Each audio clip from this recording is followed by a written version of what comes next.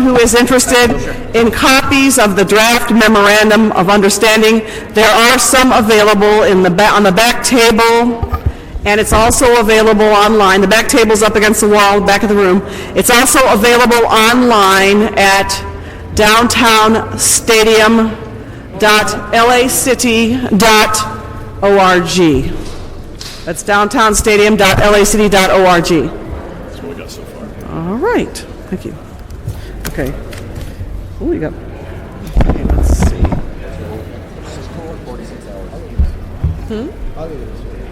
Yeah? Oh. I can't see. Oh, that. Oh.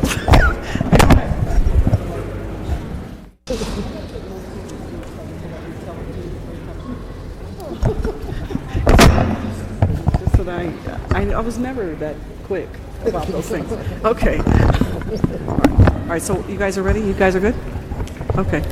Okay. All right. Good evening, everyone. I'm Council President Pro Tempore and Chairperson of the Ad Hoc Committee on the Downtown Stadium and Convention Center. And joining me tonight are Council Member Tony Cardenas, Council Member Bill Rosendahl, and Council Member Ed Reyes. Mr. Labange, I believe, has a representative here tonight, and she or he can make his or her presence known as we go through the proceedings. And thank you very much for that. So good evening, and thanks all of you for attending tonight's meeting. Tonight's meeting is being taped for the purpose of airing on LA City View Channel 35, and as soon as the air date is released, it will be posted on our website, which is downtownstadium.lacity.org. We could not set a time for airing now because we do not know how long tonight's meeting will last. I wanted to personally thank each one of my committee colleagues for sharing the costs in order to have Channel 35 at this meeting. I think it's important to make these meetings as easy to access as possible, and having them air on Channel 35 is one way to do just that. I'm going to call on each one of my colleagues in a minute to make some opening remarks. Then I'm going to ask the Chief Legislative Analyst, Jerry Miller, and the Chief Administrative Officer, Miguel Santana, to present the draft Memorandum of Understanding, and then we will take public comment. And the City Clerk is here on this end and is collecting the cards as we speak, so please get your card from the back of the room and fill one out. After reviewing the report from the Chief Legislative Analyst and supporting information from the city's consultant, CSL, I want to say that for all of you, I am personally very encouraged. I want to thank the negotiating team, Mr. Miller and Mr. Santana, and the other departments who participated. You did an excellent job in adhering to the negotiating principles established by this ad hoc committee. First and foremost, our negotiating team listened to us, and I believe that the report before us is a very good deal for the taxpayers. The deal accomplished what we were looking for: to bring back football, to create jobs, and to not cost the taxpayers a dime. Secondly, there are substantial private funds leveraged to construct a new convention center hall and to have one that is modern. I want to be clear, I do not expect the committee to act on the report from the CLA tonight. The council will be discussing this draft memorandum of understanding on July 29th, and I intend to hold this report in our committee in order to incorporate input from the council meeting on July 29th. It is quite likely that this committee will meet at least one more time next week to vote on the draft memorandum of understanding after we get input from the entire council. If the council approves the memorandum of understanding, the committee will continue the meeting to discuss the environmental impact and associated entitlements, as well as the definitive documents. Please know that tonight is one piece of a much larger puzzle. Our discussion today and the eventual vote will lay a foundation for all future discussions. And now I would like to invite my colleagues to provide opening remarks, and I'll start on my right with Mr. Reyes. Thank you, Madam Chair, and I do want to take a moment to thank you for your stewardship and all of the stakeholders who have taken a role in raising the hard questions, in enhancing the transparency of the process. The numbers speak for themselves. How we translate them, how we apply them will be the heart of the discussion today and in future meetings. I'm heartened by the fact that we are moving in a very diligent manner, knowing that the NFL strike is now over and they're taking their steps for us to be opportunistic in the timing, but to be careful with the city's resources, public resources, our tax dollars is just as crucial.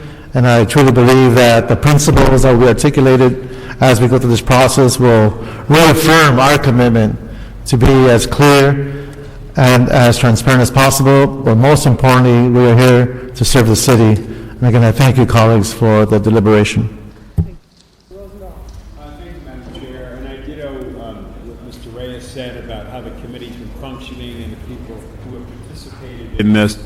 I want to especially start off in thanking the constituents throughout the city that have emailed me, that have written me letters, that have stopped me on the streets, and have been in the town hall we put in Mar Vista, and the folks in the Palisades in Brentwood that also had AEG come before them.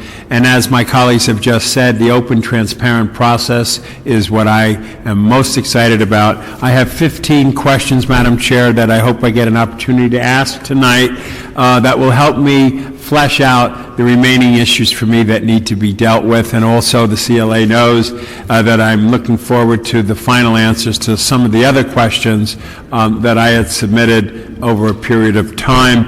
I do want to thank CSL yesterday for meeting with me and giving me their insight into the work that they have done to prepare us for today. I want to thank AEG and its leadership team, especially Tim Lewicki, for putting himself out into the community, taking the questions and moving a project in the direction that, as my colleagues were saying, could build a stadium, could improve a convention hall, and could create jobs in this great city. And if we can move forward with some of the remaining issues, I'll be most excited to move forward with the project when I feel comfortable with those answers. Thank you, Madam Chair. All right, Mr. Cardenas. Thank you very much, Madam Chairwoman. Also, I'd like to thank the staff who've been working very hard negotiating on behalf of the people of Los Angeles, and also for their mindfulness and adherence to the guidelines of the Memorandum of Understanding that we now seem to have arrived at and that we'll be discussing in this committee hearing. I'd also like to point out that I think that one of the main matters that we wanted to make sure that the City of Los Angeles did not fall into, and that is having a stadium that is built with the taxpayer dollars. And so far we have been able to negotiate at the staff level with AEG and making sure that that's not the case. I want to thank the city for putting together this document that talks about NFL funding comparisons, and of the 22 stadiums that have been built around this country since 1992, 21 out of those 22 have been built with public funds.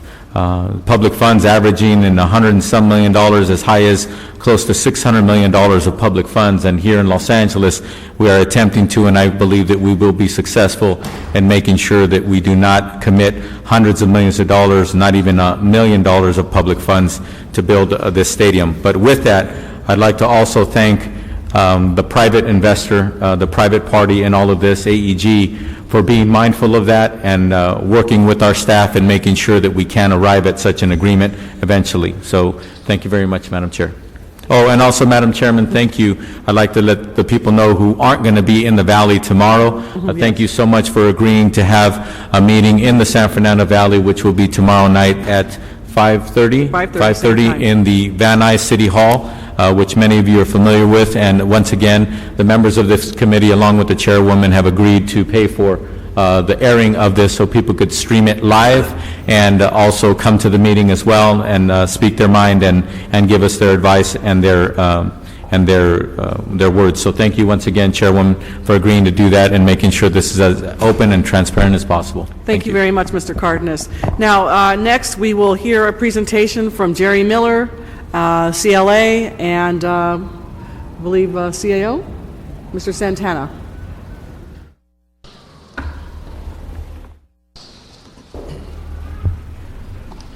Good evening. Miguel and I will be walking you through a PowerPoint presentation. There are some hard copies in the back. I know that you have the copies as well, and they'll be shown on the screen. We will be discussing the compliance with the negotiating principles that this committee set up, discuss the guarantee and the financing structure, and some economic impact. Just so I have a little sound check, because the acoustics are different in here. Can everybody hear in the back? Okay, you can hear. All right. Okay. And then when we're concluded, Bill Rhoda and Lance Lankford from CSL will walk you through a brief PowerPoint on the broader economic impact and an analysis of this compared to other deals, as Councilmember Cardenas discussed. So the first part of the presentation dealt with the negotiating principles that this committee set up. There were 12 of those, as well as a report back that we're addressing here, and we have complied with all 12 of your negotiating principles. The first was to fully protect the existing and future general fund base. 73% of the new hall bonds are financed with private funding sources. 27% of the new bonds are financed with net new tax revenue from public sources. There are guarantees, which we'll get into in more detail, to cover any shortfalls, and we have full coverage of the bond payments through the revenues that we've identified. Principle number 2 was that there would be no public funding for the event center. There is, in fact, no public funding for the event center. We're not financing it in any way. We're not providing land write-downs in any way. They're paying market rates ground lease, etc. So there is no public subsidy of the event center at all. Principle number 3 was that there would be substantial private funding to support the bonds issued to construct the new hall. And as I've mentioned, 73% of the funding sources for the new hall are coming from non-tax sources. Principle number 4 is the tax revenues attributed to the bond proceeds must be net new to the event center. Again, they represent 27%. They are net new. The revenues that are dedicated to repay the bonds, the Series A bonds, which we'll get into a little more detail, is the possessory interest tax or property tax, which of course we do not collect today since it's a public property, and parking tax is directly related to event center events. Excuse me. Number 5 was that net new tax is used to finance the bonds. Couldn't be more than 50% of the net new general fund revenues. The information before you was at 49%. I will tell you that as we were preparing this information, we actually asked our consultant CSL to remove some of the assumptions. They had built-in assumptions on Super Bowls and Final Fours. I think when they speak with you, they're going to indicate that there's a great deal of certainty that those will occur. But we took a conservative approach and had those removed, and we're still at less than 50%. So what that means is there's substantial potential upside that is not reflected here. Number 6, the developer has to provide a guarantee securing debt payments. Again, as we'll go through, there are guarantees at various periods that are very strong. Number 7 is we have to retain fee ownership of the event center, and in fact we will. Number 6 dealt with cooperation with LACC and LA Inc. to mitigate any booking disruptions, and they will enter into a macro booking policy. Number 9 was that AEG shall complete an EIR, and as we've discussed repeatedly, they will. Number 10 is that they must implement a public benefits program. Their intent, is to work with you and the community over the next period of time as the EIR has been completed, and that a public benefits program will come forward with the final deal documents should the council approve the MOU. Number 11 is that the AEG has to provide assurances that the NFL team is committed, in essence, that the NFL team will be there as long as the bonds are there. And they have agreed that the team lease will be at least to the final maturity of the bonds. Number 12, it must include a roof so that it can be used for convention center events. They have agreed to that. There was one issue that Mr. Rosendahl brought up relative to naming rights. As CSL will get into in a few minutes, we do not believe that it's feasible to get a portion of the naming rights. They're going to talk about the financial feasibility and the pro formas on the event center itself. it's important to recognize that, that we believe that this deal provides significant financial advantages to the city, but it does only work if the event center can be financed. So we'll get into that in more more detail in a bit. Okay. Our next section, try to go through this briefly, is the deal points. Some of these we've already covered.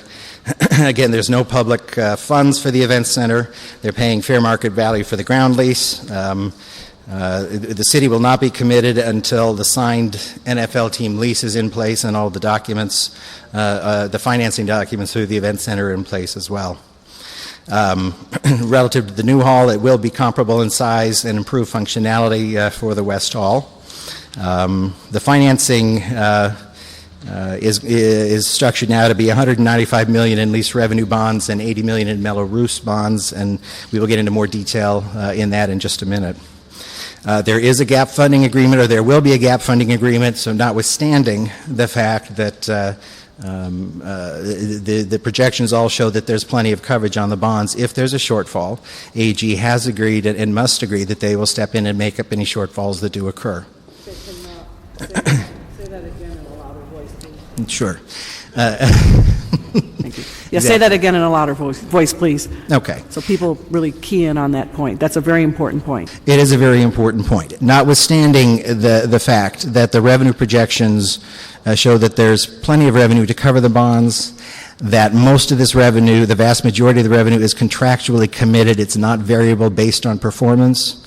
Notwithstanding all of that, if there is a shortfall in any of the revenues needed to pay off the bonds, AEG will in fact have to cover that shortfall. Mr. Miller, if I may, so if the team has a losing season and the crowds aren't as been expected, that will be irrelevant. That will be irrelevant, again, because the money that is coming to support the bonds are special tax payments on LA Live and Staples, ground lease payments, again, contractually committed, and the net new revenues, the vast majority of those are property tax, which is not going to be a function of attendance. The parking tax on Series A, depending upon attendance, could vary, but it's a very small portion of the deal. So there's very little variability in the revenues supporting the bonds. I just wanted to amplify that point. Thank you. Thank you. We'll get into the guarantees in a moment. There are 3 different periods. We've recognized that the initial period during construction, we are at the greatest risk. The guarantees are the highest during that period. Then the guarantee during the initial operating periods would be stepped down, and then there'll be a third period where that will go through the maturity of the bonds, where AEG will continue to provide a letter of credit. So the city has very strong protections throughout the entire term of the transaction. In terms of parking, AEG will replace spaces lost. They are taking down the West Hall. We will lose some spaces. They have agreed that they will build the Cherry Street and Bond Street garages. We will end up with 1,600 net new spaces. They will control those parking structures. They will collect the revenues from those. They will, however, work with the convention center, as we're doing now, to provide parking to make sure that all the events in the area are covered. It's important to note, and Mr. Abbasi can address this, we have a similar relationship now with Staples. So this is really taking this further. This is not creating new ground, and it's a relationship that works very well. I think in essence those are the largest issues of the deal points. They have agreed they'll compensate the city for loss in convention center revenues if there are loss of revenues due to the construction activity. They have agreed again on a macro booking policy, so we will be working hand in hand to make sure that all the facilities work together. And part of this is also an extension of the Staples Center ground lease. And in consideration for that, they have agreed to levy a tax on Staples Center to help pay off the bonds.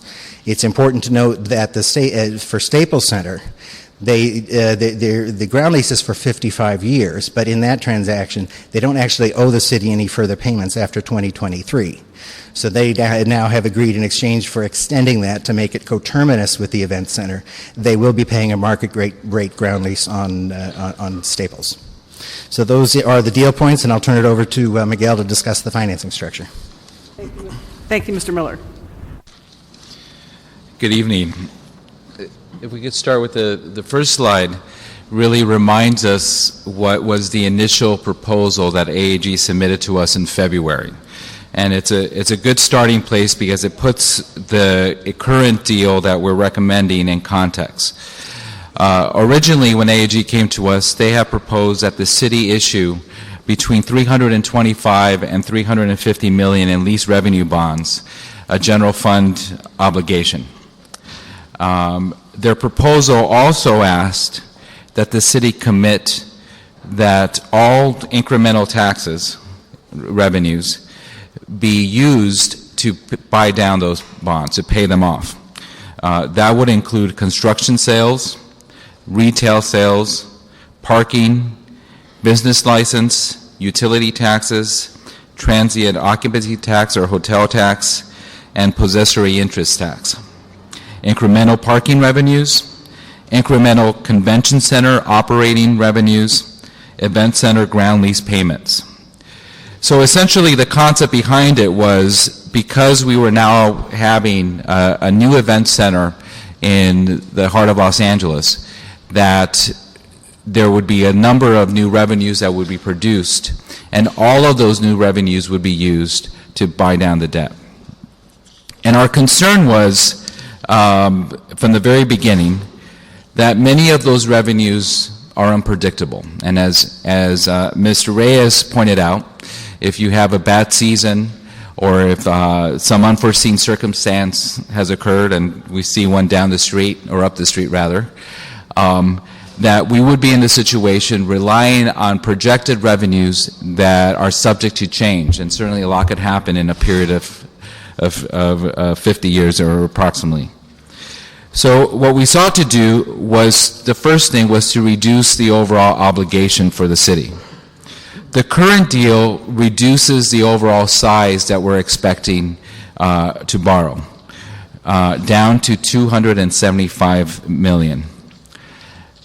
The city's portion of that, the portion that will actually be on our books, will be $195 million. $80 million of the 275 will be an exclusive obligation of the developer. In other words, the developer, in this case AAG, is 100% responsible for that amount and for providing the payments to the city to make that to make the payments for the debt. What we also did is that we eliminated those revenue sources that were difficult to measure or variable. We eliminated any new revenue that would be attributed to the more efficient and effective convention center. We eliminated parking revenues, and we significantly increased the amount that AAG will be responsible for. Within the context of the bonds, we're looking at 34 years. 4 of those years are for construction, and 30 of those years are for operation. And the bonds will be expected to mature approximately 2046. The next slide breaks it down more specifically. We defined the ones that are where they're, so the simplest way to put it, the bonds that are on the city's books as Series A, and the Mello-Roos bonds, which the developer is responsible for, as Series B. Again, the Series A is $195 million. It includes significant private funding, including approximately $6.5 million of ground rent. It's important to note that we're currently appraising the value of the property to confirm these numbers. And certainly if your council were to approve this initial MOU, during the period of time that we would be further developing this proposal, we will know a very specific appraisal. The public funding on an annual basis, it's either our annual payments, is a possessory interest tax, which is sort of the equivalent of a property tax when you involve a lease, of $3.8 million. for both the event center site as well as the new parking structures. And by requiring AEG to actually build and own those structures, we are generating possessory interest tax that we would not generate should they be owned and by the city. So that was a significant sort of game changer, if you will, in the negotiations to allow another area to be generating revenue. In addition to that, about $700,000 of parking taxes for on-site lots. Originally, the discussion was to include parking revenues, incremental parking revenues for lots outside of the site, including those across the street or those owned by other entities. Our concern there was that those lots change on a regular basis. They're being developed. It's hard to predict what and manage that in the context of over 30 years. And then a one-time payment or contribution of construction sales tax that is generated due to the significant construction for both the event center and the convention center of 3.8. The portion that AEG is responsible for is Series B, approximately $80 million. $5 million of it is from the special tax payment, and again, these are annual numbers. $3 million of it is secured on LA Live itself, and $2 million is secured by Staples Center ground lease payment beginning year 23-24. Now, as Jerry has indicated, the total non-taxes portion of this deal represent 73% of the financing, and only 27% of the financing comes from new taxes. And on the Series A, if you drill down specifically of the $195 million, the ground lease payments, $109 million is from non-taxes, and the net new taxes is $85 million. So over 50%, 56% comes from non-taxes revenue. And the Series B, 100% of that debt will come from non-taxes. Now, throughout this process, you know, a part of our job and part of the directive that your committee gave was to ensure that we plan for the worst. And as Jerry indicated, there are three different ways of looking at this particular partnership, some that have greater risk phases than others. The period in which we believe has the greatest amount of risk is between fiscal years 12-13 and 15-16. It is during that time that we would issue the bonds for the new convention center. The convention center would be built, the parking garages would be built, and the event center itself would still not be operational. Period 2 represents the period of time in which after the first touchdown occurs on the event center. And period 3 is in the final phase between years 2019 and years 2045. So we structured the guarantees to be more intensive during the initial periods of this partnership where we believe there was the greatest risk. So in period 1, which begins the day that with the issuance of the lease revenue bonds and ends after the NFL team plays its first home game, it's divided in several components. The first is that we're requiring a $50 million letter of credit that under the worst case scenario we would draw on to ensure that our debt payments are made. And we're expecting our annual debt payments to be somewhere in the neighborhood of about $11 million a year.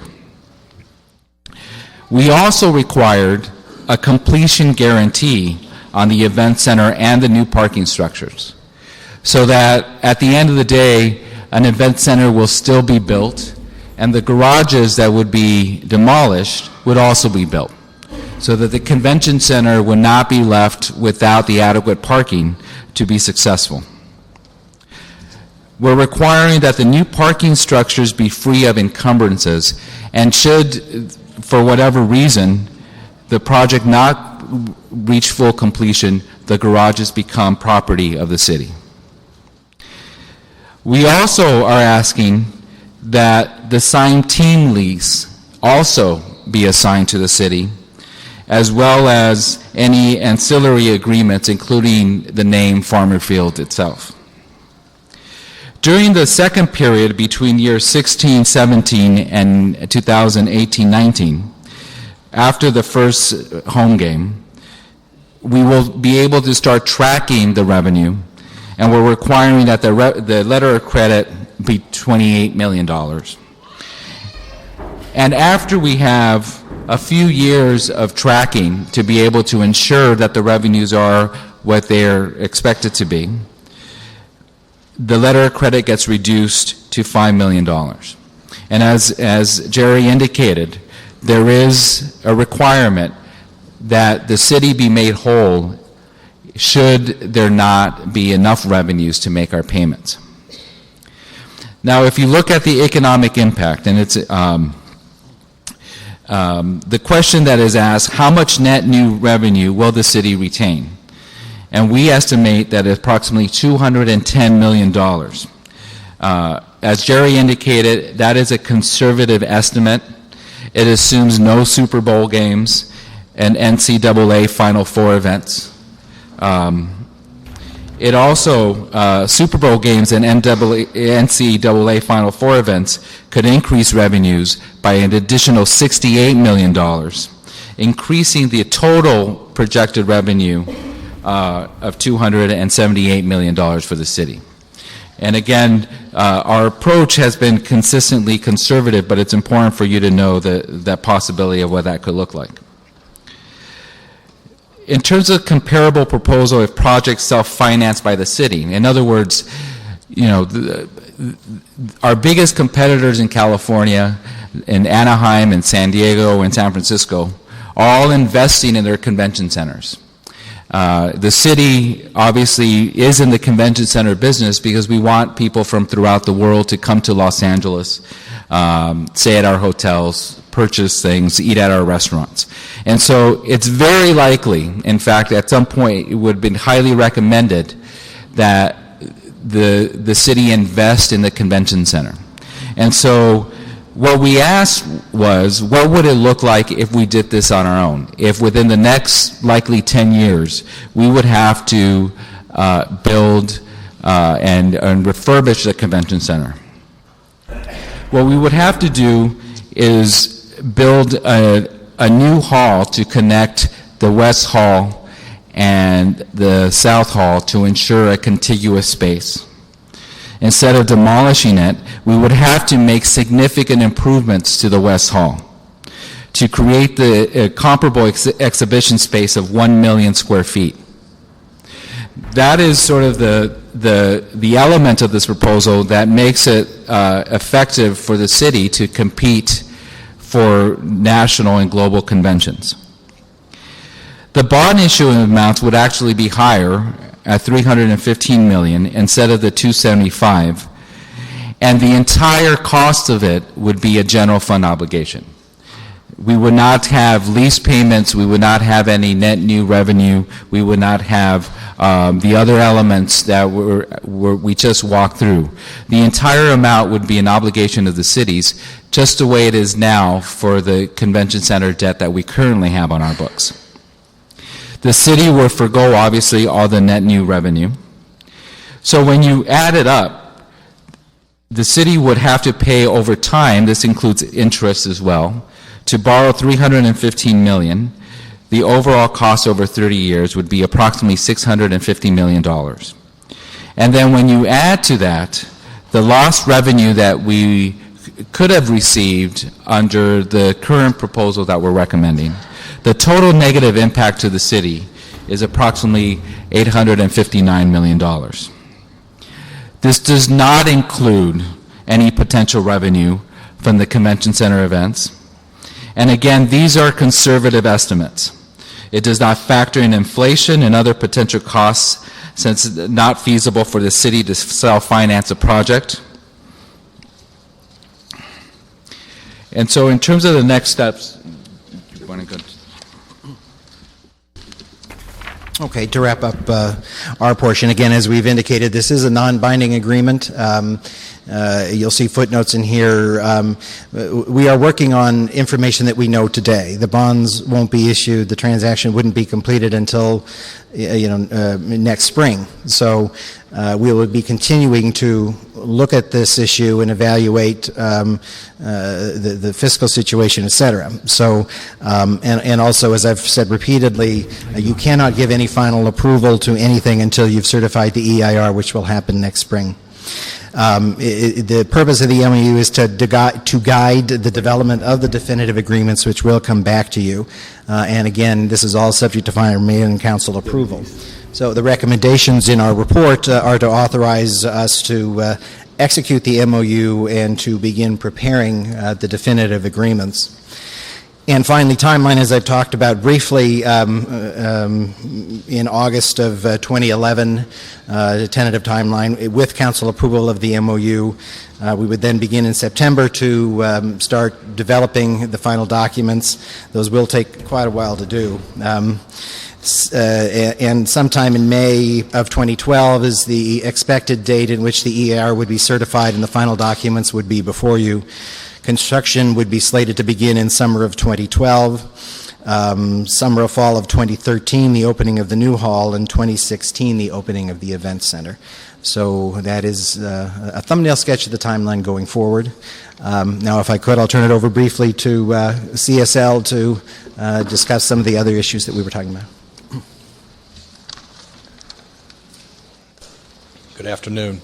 My name is Bill Rhoda. I'm a principal with CSL International, and we've put together a brief 10-page presentation that kind of walks through some of the high points regarding the analysis that we did, focusing on how Pull the mic other up NFL... closer to your, pull the mic up so that you can, You have to speak right into the microphone, hear you better. Is that better? yeah, that's better. Speak right into it. So the presentation we've put together focuses on how other comparable NFL stadiums have been financed, the economics of this deal, as well as our evaluation of the potential renovation of the convention center. If you look at the past 22, 23 football stadiums that have been financed, there really is no common framework for how these projects are put together, with largely the one exception of almost every single deal, with the exception of the new Meadowlands Stadium in New York, contains a public and private partnership. So there's some level of public funding and private funding for all of the projects, with the exception of New York. In fact, that percentage has been about 62% public funding, with the balance being 38% privately financed. If you look at the past couple projects, San Francisco, the new Meadowlands, the Cowboys, you can see the cost of the stadium has increased significantly, as has the private contribution. Once again, the new Meadowlands Stadium is the only other NFL stadium that has been built with zero public dollars, and that building does include two NFL teams, both the Jets and the Giants. If you look at it in totality, the average private contribution, if you inflated it to $2,011 and you split if you split the new Meadowlands into two, trying to make it apples to apples, it's about $430 million of average private sector revenue. So when we're looking at this project here, we're almost talking 3 times what we've seen in the NFL as it relates to the private contribution to these venues. More specifically, I just wanted to walk through with you how the only other privately financed stadium was actually financed. This was both the Jets and the Giants. It was about a $1.6 billion project, with the teams creating an operating company where they're responsible for the annual operations of the venue. They split the cost 50-50. $650 million was the responsibility of each team. The league contributed $300 million from its G3 fund. Normally, they go up to a maximum of 150, but once again, because it was 2 teams, they doubled it up. As a part of both teams' contributions, they did PSL campaigns. The Giants attempted to raise $400 million and got pretty close, and the Jets attempted to do the same thing. So out of the Giants' $650 million contribution, they did create a PSL program that generated about $380 to $400 million up front for the team to help offset their costs.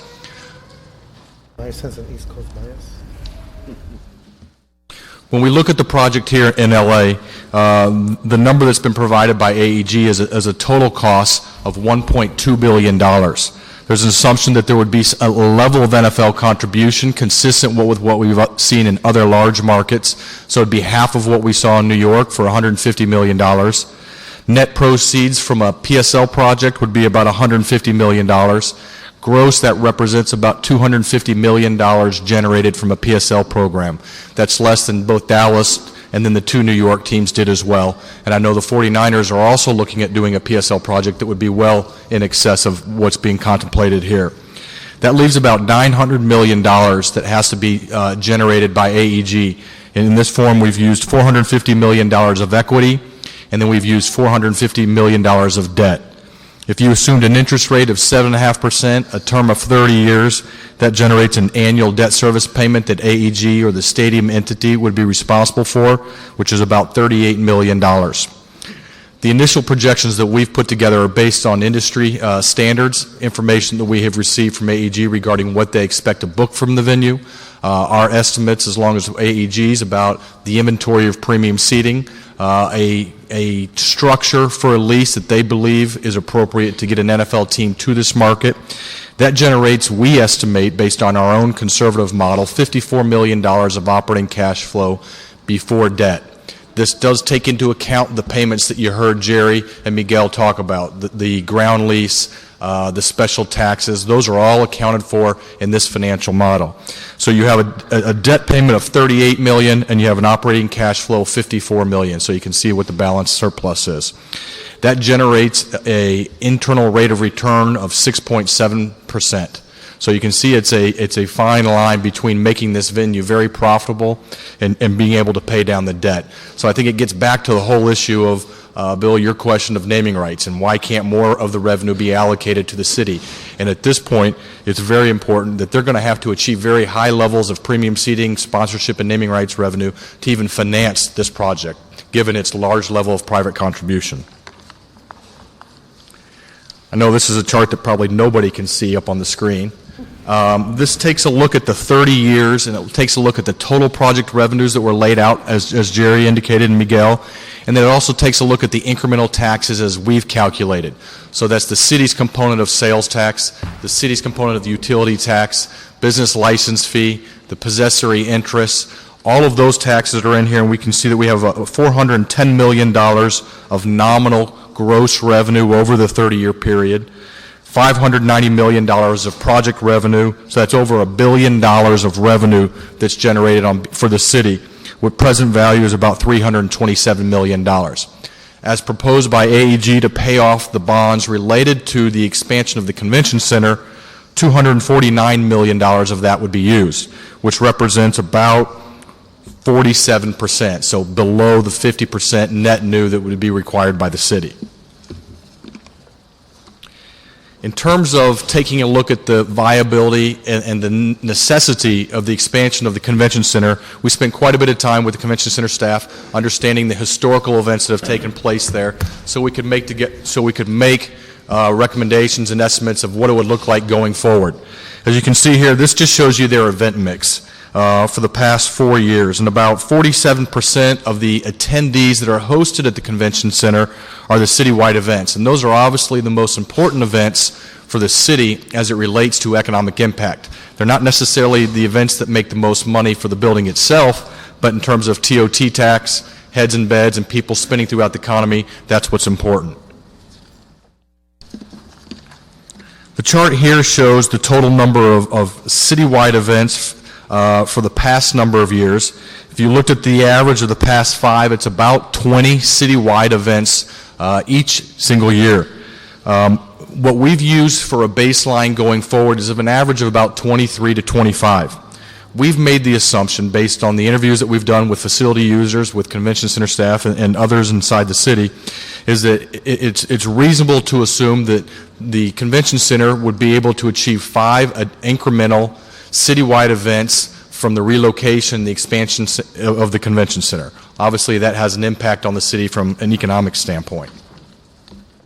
One of the factors that was important to us as we tried to understand whether it's 4, 5, 6, 10, 12, however many number of incremental events is how does that affect the current occupancy of the building? Traditionally, the standard, what we call practical maximum operating capacity of a convention center is anywhere from 70 to 80%. And as you can see, the historical operating capacity of the building has been pretty close to 70%. It's a very busy building, does a lot of events, and you can see that if you added 4 new events, it goes up to 73%. If you took 12 new events, it goes up to 82%, which is something that we don't think is really possible with the limitations that you have in terms of the existing space or even the new space that would be built. 8 new events would be about 77%. So you can see that the building operates at a very high level today, and it'll continue to operate at a very high level. We just don't think it can get to 12, 14, 16 incremental citywide events because of space limitations. If you look at the convention center as it relates to comparable convention centers, some of the peers around the industry, we put together a chart that shows the contiguous space and the total space that's offered at a variety of convention centers ranging from Chicago, Orlando, Las Vegas, New Orleans, Houston, Dallas. These are the other large convention centers around the country that are competing for these citywide events that come from outside the local community. As you can see, Los Angeles currently ranks 15th out of the 16 venues that we looked at. The total average space is about 1.2. That's skewed a little bit because of Chicago and Orlando. It's about 900,000. The average contiguous is about almost 600,000 square feet, so you can see it's considerably larger than what the current convention center has today.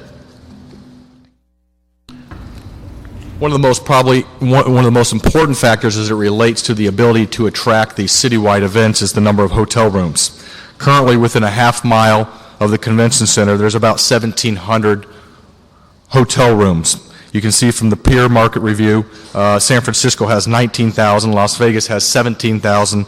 The average is right around 7,400 hotel rooms within a half mile of the convention center, which puts this convention center at a competitive disadvantage. In terms of the economic impact, we put together a financial model which looked at the economic impact of the event center itself, an NFL team relocating to the city of Los Angeles, as well as the convention center.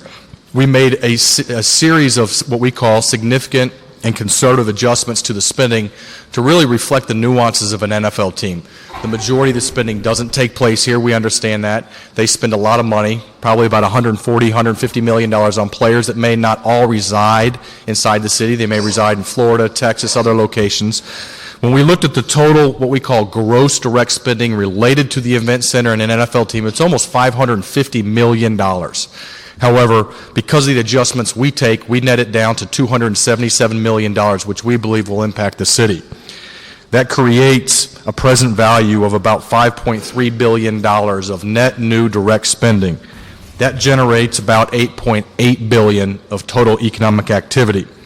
That represents 6,300 average annual jobs and about $8 million of net new taxes. When you add the convention center net new taxes, it's an incremental $1.5 million. We've also made the assumption that in part of our net new taxes, not all of the TOT money actually impacts the city because of the current rebates related to the JW Marriott, the Ritz, and the Wilshire. The net new spending related to the 5 incremental citywide events is $48 million on an annual basis, which generates about $60 million of total economic activity and about 711 incremental jobs above and beyond what the venue does today. And that's a summary. Thank you very much. We've been joined by the chairperson of Budget and Finance, Mr. Bernard Parks, and I think he'd like to make a few remarks. Thank you. Can I sit here? Yeah. Okay, thank you. That's on. Okay. Thank you very much, Madam Chair. I just wanted to drop in just for brief comments on the issue of the stadium. Certainly want to thank Jerry and Miguel for putting together a very comprehensive report. And one of the things, having lived with this item in the 8th District as we look for the last 5 to 6 years for an NFL team coming to Los Angeles, I'd have to say that in watching the city's effort in this regard over the last 10 to 12 years, this proposal has gone faster and farther than any that I've seen in the sense of looking at the detail and also looking at where we're protecting the city's dollar. I think we have some great models to use with both the Staples Center and also LA Live as dealing with a plan for this development. But I think what I am most interested in is the issue of how this particular project, as it goes forward, will generate the significant new revenue dollars that the city needs. The issues that I'm concerned with is that we know that we have about 18 revenue sources that come into the city. 2 years ago, about 10 or 12 of them flatlined and created within a 3-month period or a fiscal year over a $200 million deficit.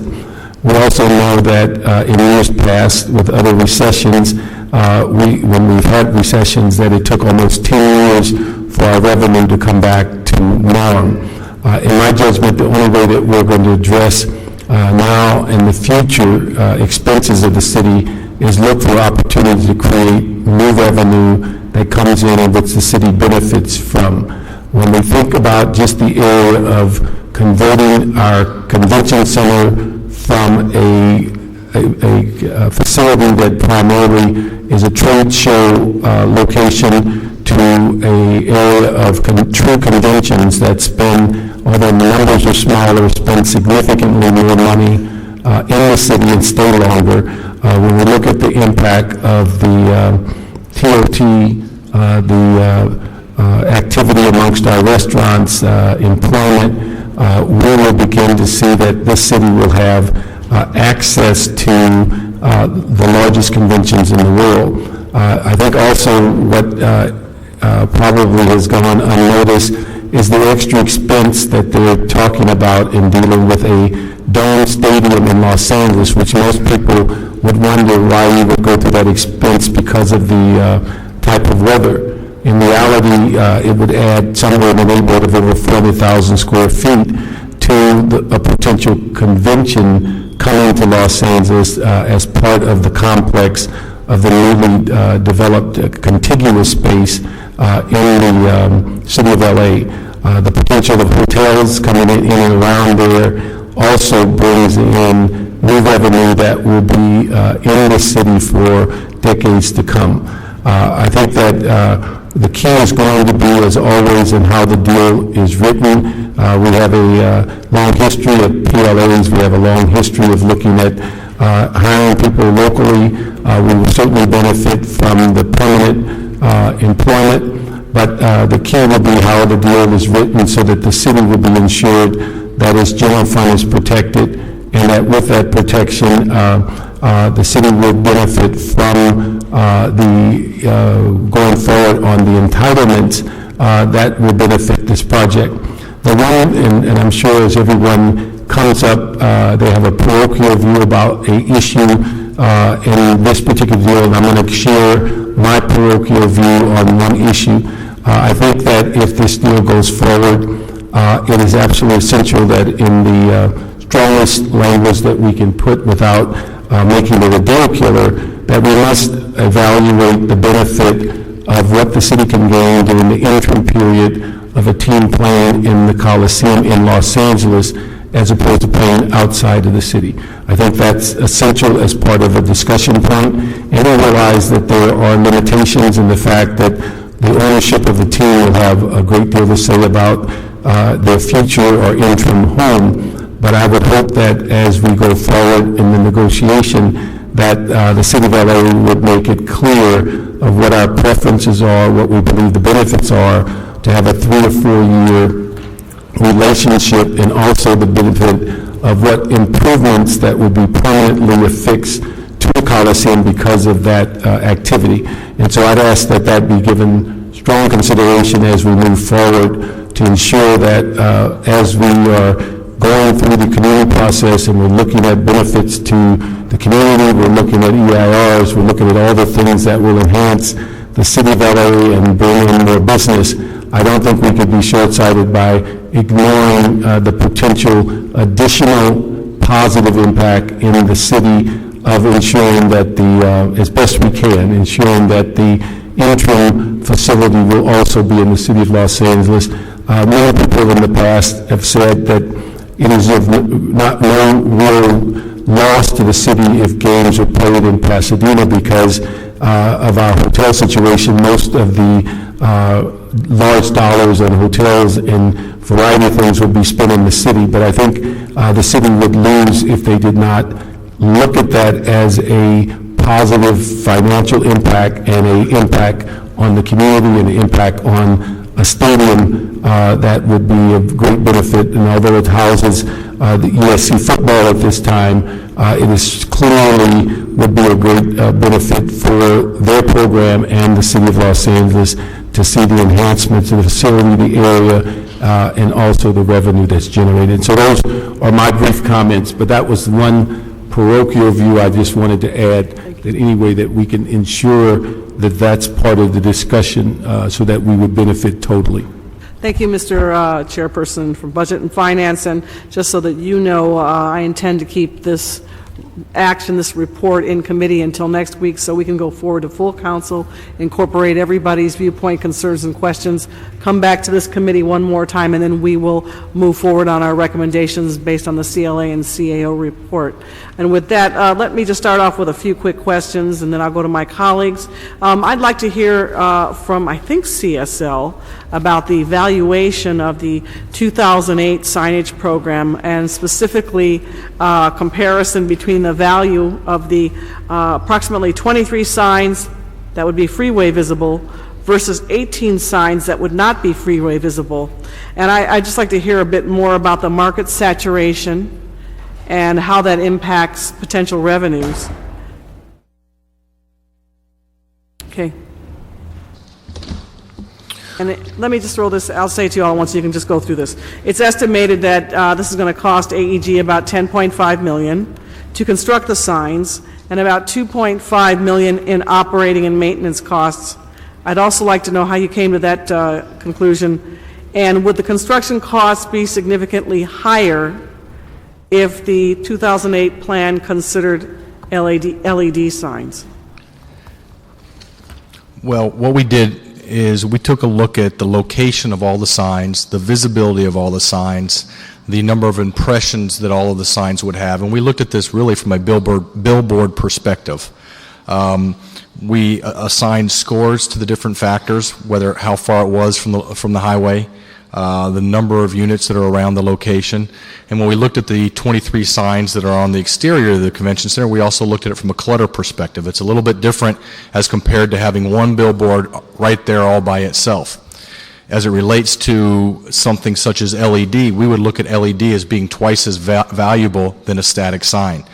The 2008 signage that we looked at, we removed the 4 LEDs that were originally proposed by AEG and looked at them as if they were static. So our valuation, where we came up with about $5.3 million, assumed that those were primarily static. So from the perspective of the most value, obviously the signs that face the 110 and 10 had the majority of the value, where the ones that were facing the opposite side on the convention center side are largely driven by the impressions that they see inside the LA Live complex as well as the other streets surrounding the area.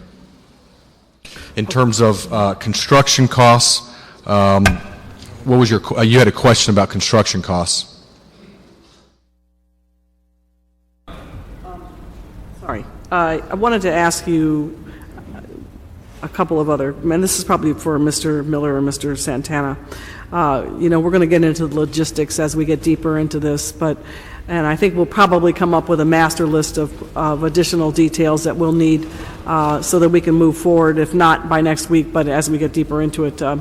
But, you know, obviously we'll take down a convention center and put up a new one. And has there been any thought given in terms of strategic forecasting, forward thinking about how we manage our business during that construction period? Has there been any discussion about building a new hall first before we take down the old one? And is there some concern about business disruption? And if so, how do we seek redress on that or compensation?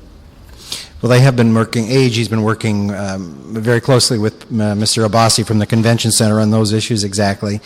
The MOU does indicate that the new hall has to be completed before the West Hall is taken down, unless the city consents in writing that it be done earlier.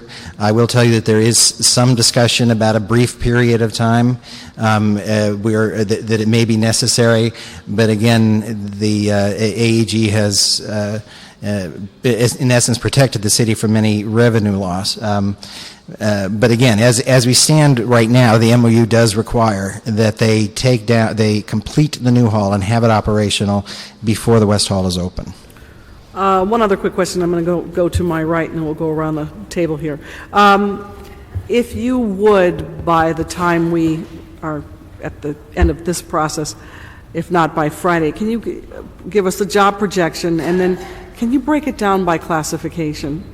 As I know, a number of people from the public have asked that what types of jobs there will be. Obviously, a large portion of those will be construction jobs. But if you can do that, and if you can break it down into low-skilled, unskilled, and Medium admin, skill. career path. Yeah, absolutely. We can break it down by the type of job classification. What we have in the report here is we have 6,300 full and part-time jobs related to the ongoing operations of the event center itself, and 711 full and part-time ongoing jobs related to the convention center expansion.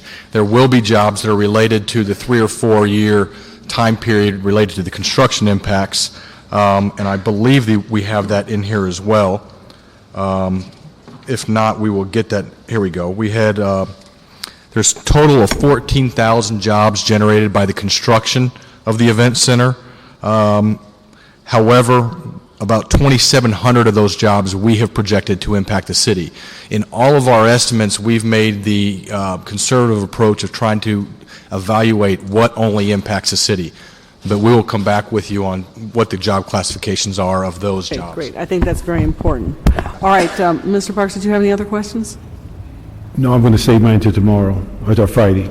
Okay, we'll look forward to that. Okay. All right, Mr. Reyes. Thank you, Madam Chair. On the jobs issue, I think one important point to bring to light is that in these particular developments, these are perceived as one-time jobs, but if you look at the 10-year history of the whole Alley Live complex and then the hotel, you've had a series of jobs that have been on a constant continuum, and this would be an actual evolution of more jobs as that whole area continues to develop. So I just wanted to address that point. My question on parking has been, has there been any analysis on whether the city would receive more revenue from the parking facilities if the city actually built them? Well, if we built the parking facilities and kept the revenue, yes, we'd keep more revenue. But then, on the other hand, we would have the obligation on the flip side of that. Right. So yes, we are receiving less revenue, but we're also greatly reducing our cost and our risk. Okay. And I might add, the current revenue is protected. That's a baseline.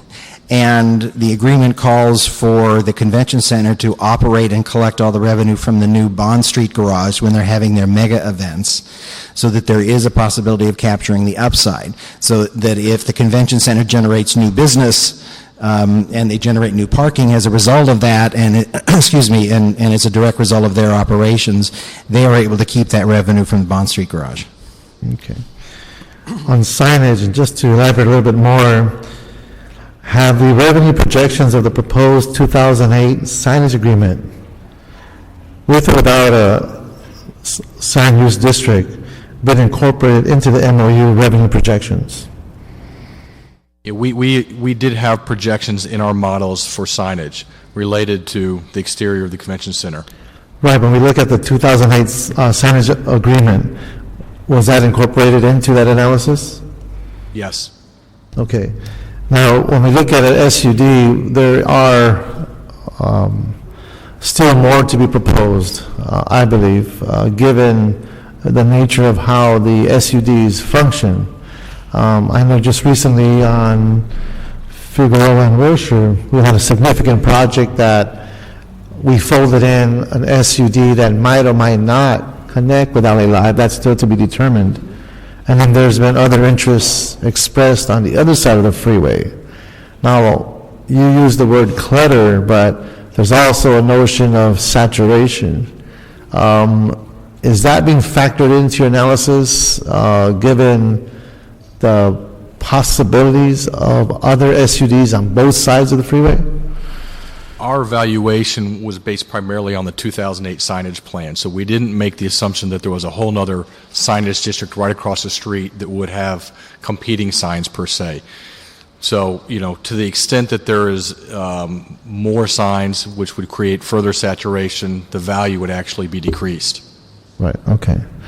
On the NFL relocation fee, the report states that the vulnerability of the relocation fee, the $500 million, has this potential liability to the owner of the team.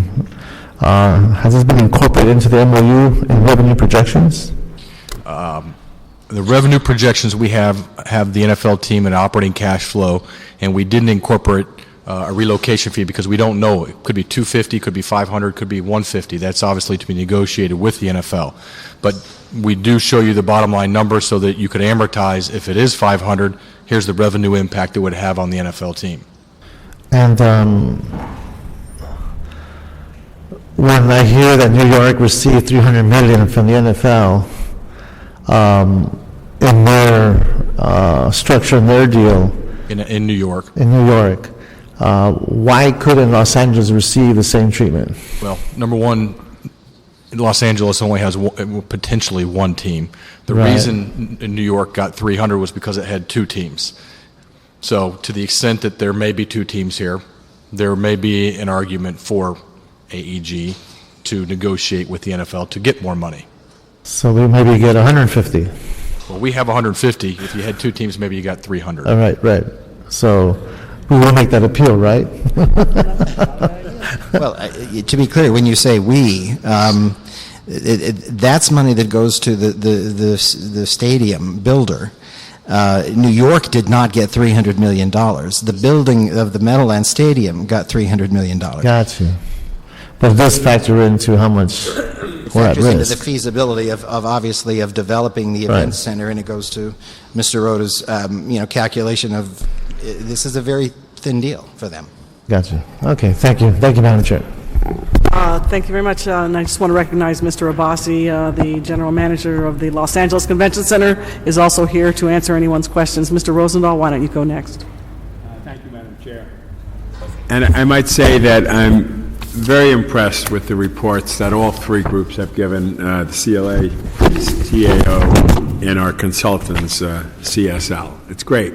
You answer a lot of my questions that I've been asking. And just for the record, Jerry, now that I have, my questions of March 8th, 17th, and I came up with a total of 38 questions, I'm looking forward to the more written responses on some of them that you couldn't give a written response before you put it together, so I can get it online early next week so that all the constituents can see it prior to us taking action. It would be nice to get as much of that as possible. The bonding, I thought you went through it quite well, Miguel, but let me just restate it, and just simply state it, and just answer it quickly, and I'll go through the rest of my stuff. Originally, AEG proposed that the city issue $350 in bond repayable out of the city's general fund for the new hall and new parking structures. Now the city is asked to issue $275. Please explain what has changed. Obviously, we know of the $275. City bonds consist of $195 of leased revenue or Series A bonds and $80 million in Mello-Roos bonds. Please explain who pays these bonds and what the general fund obligations are. You pointed out where the revenues would be coming from that, and you stand by that, correct? That's correct. The most significant difference is there are two things. One is that under the original proposal, the city was going to build and borrow for the garages. Right. And so in looking at the proposal and in the negotiations, it was concluded that the AAG should take on that responsibility. Right. And so as long as the city's revenues that we currently receive from those garages stay intact, we felt that that additional cost should be one that's taken care of by AAG. So that would help reduce some of the debt. The second piece is the Mello-Roos, which is a special tax, right, which AAG is agreeing to essentially tax themselves for purposes of providing an additional $80 million to cover the cost that the city would have to incur. So combined, those two pieces significantly reduce the overall amount that we would have to borrow. And then we replace some of the more variable, unpredictable revenue sources with those that are much more predictable and measurable. So possessory interest, surprisingly, is one of the most stable of all of our revenues because of Prop 13, and our property taxes generally maintain a predictable amount of growth. The lease payments will be known on day one, and so those are obviously predictable. And so the other element, the Mello-Roos, is what it is. It's an obligation of AAG. So the deal has been substantially changed, not only in terms of the amount that we're borrowing, but also the revenue sources that will be covering the debt that the city would incur. Yeah, and that's dramatic. And how will the bonds be repaid if these net new revenues do not materialize as predicted? How are the taxpayers protected from holding the bag? Well, the first protection is, as we stated, the AAG will have to agree to cover any cost, a gap funding agreement, which basically says on an annual basis, should there be any gap between the debt service and the revenue, AAG would be having to cover. But as I indicated, there are three different levels of guarantee. The most intensive is during the period in which the city has greatest risk, and then as we start establishing the track record, then the guarantees change into two different phases. Excellent. Now, a number of people have said AEG's projected construction looks very optimistic and could turn out to be much higher. What happens if the stadium, the parking lots, and/or Pico Hall construction costs run over budget? Who bears the risk of the overruns? Well, the contract that we're having is a design-build contract, and so under a design-build, the builder and the developer bears the cost of any overruns that are not generated by a change in scope that the city would require. Mm-hmm. And back to you, my friends from CSL, again explain revenues from signage. Some have said, well, if we get $5.3 million guaranteed, what if it's substantially more revenue? Could we get also another piece of the revenue and have more cash flow? Why do you keep it fixed at $5 million on that? Well, especially if you go digital on some things and have other revenues. We believe, obviously, the value from the market perspective is a 5.3. Sure. And if there's a $5 million special tax payment that offsets that, we believe the majority of the risk is obviously shifted to AEG. Out of the 5.3, they haven't paid for construction, they haven't paid for maintenance, and so we actually don't even see a financial return to AEG under that scenario. We believe the way AEG will sell these signs will be to package them with their existing sponsorships. So Farmers will have signs out there, Coke will have signs, their existing sponsors, Wells Fargo, and if you got into a revenue sharing exercise with AEG, it'd become very difficult to ascertain and to make allocations about what is that actual sign worth when there's a $5 million annual sponsorship package that includes TV time, radio spots, LA Live signs. It would seem to me that the best possible solution for the city is to take a guaranteed payment, and $5 million covers what we believe is a reasonable amount for the city. Could you conceivably review that, say, in 5 years, if we kick ourselves, oh my God, look at the revenue stream they got in, and maybe we should get another piece of it and review it in that context, or is that, doesn't Well, make sense? I think it gets into the same context of reviewing allocations. Even in 5 years, it's still going to be difficult to really figure out if AEG has a total $5 million package with Coke or Pepsi or whoever, how much is truly being allocated to the signs on the exterior of the convention center versus on the interior, which they would retain 100% and they wouldn't have to make those revenue sharing allocations. So I believe the $5 million growing at 2.5% is a reasonable number for the city. Okay, and two quick more. West Hall is being demolished and replaced by Pico Hall to vacate the space where Event Center will be built. Does the city bearing the cost of moving the West Hall to free up space for the Event Center constitute a subsidy to AEG? Shouldn't the cost of moving West Hall be borne by AEG as a cost of construction of the Event Center? Again, as Miguel indicated, that's going to be part of the construction contract, which will be finalized and entered into, before this deal is signed. And if there are any cost overruns, those are going to be the responsibility of AEG. So, no, the city is not at risk for overruns. The city is not going to incur costs relative to relocating and demolishing the West Hall. So it is not a public subsidy. Okay, when we talk now, another subject, the public benefits, we know there are full-blown EIRs happening. And we know that somewhere within that EIR will be the issue of traffic and transportation and potential infrastructure needs. When this EIR comes out and says that, the infrastructure costs could be significant, the actual designing and construction of whatever might be to deal with the traffic issue could be time-consuming and expensive. How do we know what that could be or quantify it, and will they assume the risk on that infrastructure needs, or will that be part of a city follow-up infrastructure commitment?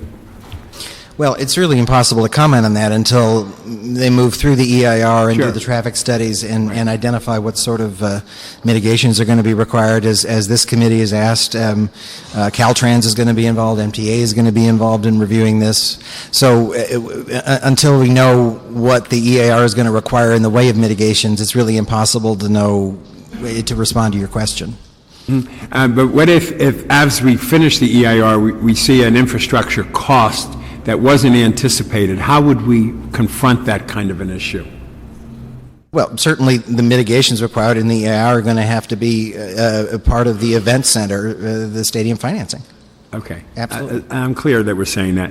Now, last question is, Tim Lewicki has been quoted in the LA Times as saying that it is a very risky venture for AEG.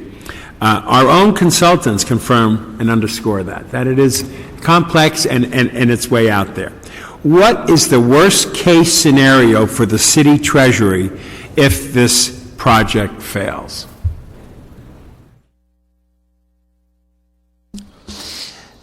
I cannot envision a reasonable scenario that there's a hit to the city treasury. Now, there are various points at which, if the project fails, that's why, as Miguel said, the guarantees are stronger. In the early years, the way it's structured, we have the $50 million. For one thing, we have capitalized interest. We have to on the bonds. And then we have the $50 million guarantee, so or a letter of credit. So we've got debt service covered really virtually to the end of the decade. The debt service is already covered. If something would happen in the early years, we would be able to terminate the ground lease. The parking structures have no debt on them, so we would have the full value of the parking structures. We would be able to take those over. If something happened to AEG and we were to terminate the ground lease during construction, again, the completion guarantee kicks in. The lenders are going to step up because there's a huge amount of equity in the building, $400 to $450 million. Again, it's our land. It's our ground lease. So the lender is going to step up. They're going to bring somebody in to complete it. And as we indicated, all of the agreements necessary to operate it, including the team lease, the naming rights, concession agreements, those are all going to go along with it.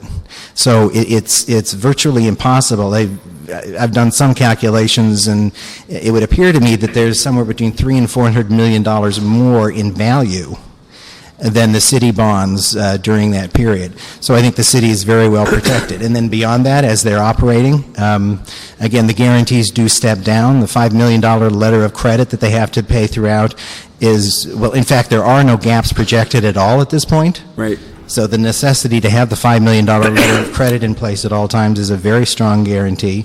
And again, they are going to, under the gap funding agreement, have to make those payments. If they don't make the payments, the city moves to foreclose on the ground lease and take the stadium back, and the whole process that I just discussed kicks in. So the bottom line is there's so much investment by so many other parties that they are going to be incentivized to step up and make sure that it works. If not, we can step in and make sure it works. Very good. Miguel, you want to add anything to that? You were nodding your head a lot. You're okay? Jerry summarized all the key. Okay. Convention Center guy, one question for you. Okay, I'm all excited about it. Korea. The convention guy. I used to be the cable guy, you know. Same guy.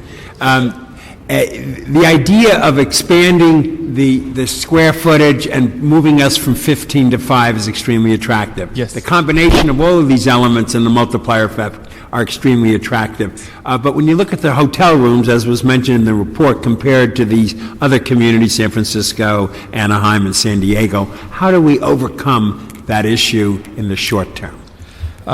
We believe, again, from a convention center business standpoint, that the current project provides the impetus for additional hotels to be developed. As you've heard recently, there are 2 additional Marriott properties that have been announced, and we expect additional hotels actually to be announced shortly.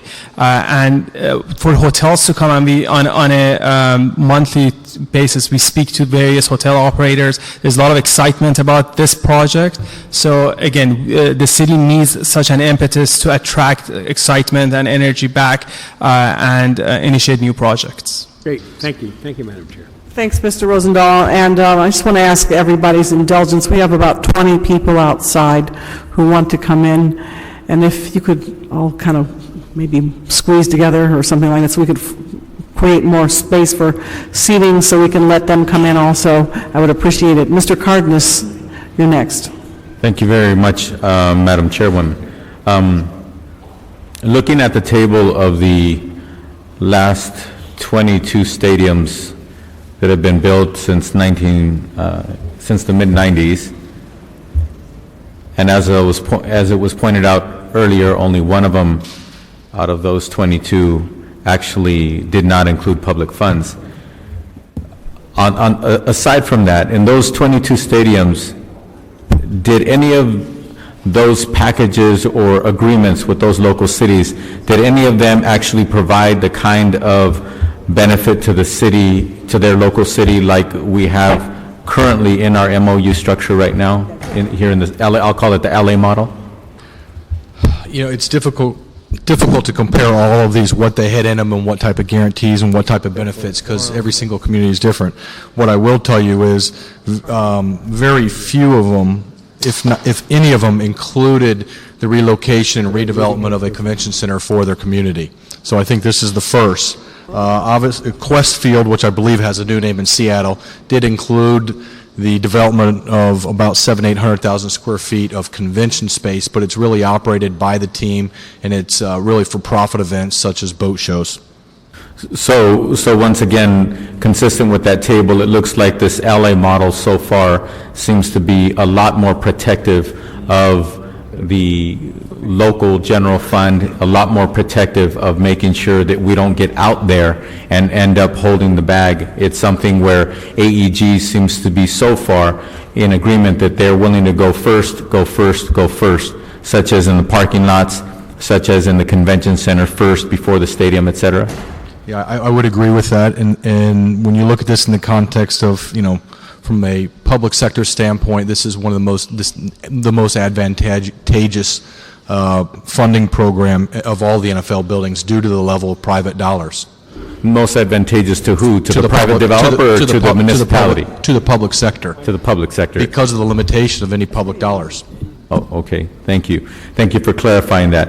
Also, it was also mentioned in one of the comments earlier by one of the three of you, at least one of you mentioned that it appears that the model, the business model for AEG on this one is to operate in a profit margin that's somewhere between 6.5% and 7% as it appears today. But when you look at most stadiums, especially these most recent stadiums, isn't it the case that they try to make sure that they keep their profit margin model, the model, in reality, whatever happens, happens, but the actual model is between 15 and 20%? I would say that's a fair return that most people are looking for is 15 to 20%, and that's why I think going back to what Jerry had said is the IRR of 6.7 creates a fairly difficult proposition for the private sector. It doesn't have a lot of cushion, getting back to Bill's point of can we have more of the naming rights revenue. That's why I don't believe it's a viable solution to take more of that revenue. I believe it's going to have to be there for the event center to actually be financed. Okay, thank you. Now, this question is either to Jerry or Miguel, whichever one of you would like to chime in on an answer to this. I think that what we have, Madam Chair, and to the public, we have a situation here where we have a private developer, a private interest that said, we see a need that you have, and I'll ask Mr. Perea questions in a few minutes. We see a need where your convention center is old and it could use some upgrading. And yet at the same time, this third party says, but we want a stadium. And what we're trying to do here, it appears, Jerry and Miguel, is that we're trying to make sure that we try to work something out, keeping the tenets of this MOU together and protecting the public coffers, et cetera, making sure that we maximize what this third party can do for us, and yet at the same time not allowing them to say LA is just not interested in doing business. Exactly. I would say I think has been discussed from my standpoint and as this committee expressed, our public policy goal here is to renovate and expand the convention center. It would be terrific to have the NFL back in Los Angeles. If that's a mechanism to be able to do that with money that we don't have today, and to be able to do that with the vast majority being non-tax money, then it provides us an opportunity to reach our public policy goals, and both sides win. I think that's in a nutshell, that I think is what you have before you, is a proposal where both sides can get what they need. And also, Jerry, in order for us to be, as the label goes, business friendly, what we're trying to prove here, it appears that you can be business friendly, but you don't have to give away the house. You don't have to give away public funds. You don't have to give away public property. You don't have to give away in order to be friendly enough to where we can actually end up with an actual $1+ billion investment by a private party right in our downtown, correct? I would absolutely agree. I think this council, sometimes doesn't get the credit it should for some of the investments that is made over the last 10 or 12 years in big economic development projects that generated jobs. So it is possible to be business friendly, and again, I commend AEG for their hard work in understanding what ultimately we needed to get out of this as well. So it is possible to be business friendly and protect the public interest at the same time. And what's the round figure of what AEG has invested in this LA Live and in the Staples Center combined so far? Oh, before this, I mean, way in the billions. Staples Center was about $2.5 billion. Upwards of $2 billion, to be conservative. Upwards of $2 billion has been invested by this third party who's now talking to us about potentially investing upwards of $1 billion on top of that, correct? Yes. Okay. The reason why I wanted to make that clear is because Los Angeles is constantly being labeled as a non-business friendly city. And I'd like to just, I appreciate the fact that AEG is willing to put their money where their mouth is and prove that LA can be negotiated with, and LA can be the kind of city where there's a win-win situation. Because with all due respect, businesses don't invest $1 billion, $2, $3 billion if there's not a win-win, at least a win on their side of the table. And I just once again want to thank you, and our consultants for making sure that we keep true to the mandate that we have from the policymakers, the city council, to all of you to make sure that we do protect the city coffers. And so far, it appears that as this MOU is drafted, we are continuing on that in that vein, correct? Yes. Okay. I have some questions for Perea. And also, I want to thank all of you for being conservative with your numbers. I think that people not being conservative with their investment and with their selling the ideas is exactly what happened across this country when it comes to the real estate meltdown in this country. People going around getting variable loans and things of that nature, and before you know it, that was a robust picture, but it certainly was unsustainable. So certainly your numbers being conservative make sure that whatever we do at the end of the day, it should be sustainable by any analysis that can be given. So thank you so far for being very conservative on your numbers. Perea Basu, you run the convention center. How long have you been running this convention center? I've been blessed with this opportunity since 2006. So you've been running it for over 5 years Yes. now? Okay. And also, in the last 5 years, have we, the city of Los Angeles, and/or have you been able to configure a way to promise the people of Los Angeles that we are able to take our 40-year-old plus portion of our convention center and then create a new piece to the convention center? Have you or we been able to figure out how to do that, and have we made an announcement that we would do such a thing absent this opportunity here? No, in the past few years, I've been very vocal in bringing this issue up before full council, but even in the good years, in the 2006-7 years, as we look in the future, as we look at the competitive facilities, looking at major improvements and enhancing their competitive position, the convention center does not see any opportunities within the city's current financial structure to identify any instruments by which we can invest in the convention center or by longitude also invest in the hospitality industry. Convention center means hospitality industry. Hospitality industry means the #1 economic engine in the city of Los Angeles. So what you do at the convention center, dealing with visitors and bringing conventions and people to Los Angeles, that is the #1 industry. Not that the convention center by itself, but that industry is the #1 industry for our city? Yes. To just put it in perspective, we recently were blessed with the opportunity to host Microsoft. The event was in the city for 4 days. During those 4 days, one event generated $45 million of spending in our city. I mean, and most of those people came from outside the city, most. Yes. Not all, but most. Yes. Okay. So the vast majority of that $45 million perhaps would not have come here had Microsoft not had their convention at our convention center in downtown Los Angeles. Thank you.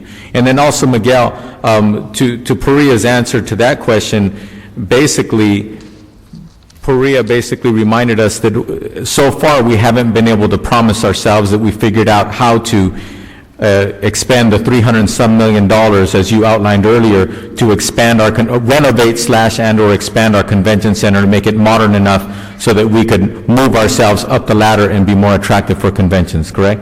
That's correct. I mean, it's certainly, Mr. Rosendahl asked about the worst case scenario. We just experienced it a couple years, during the last few years in our own finances. But certainly the city is in the convention center business. It's an important part of what we do.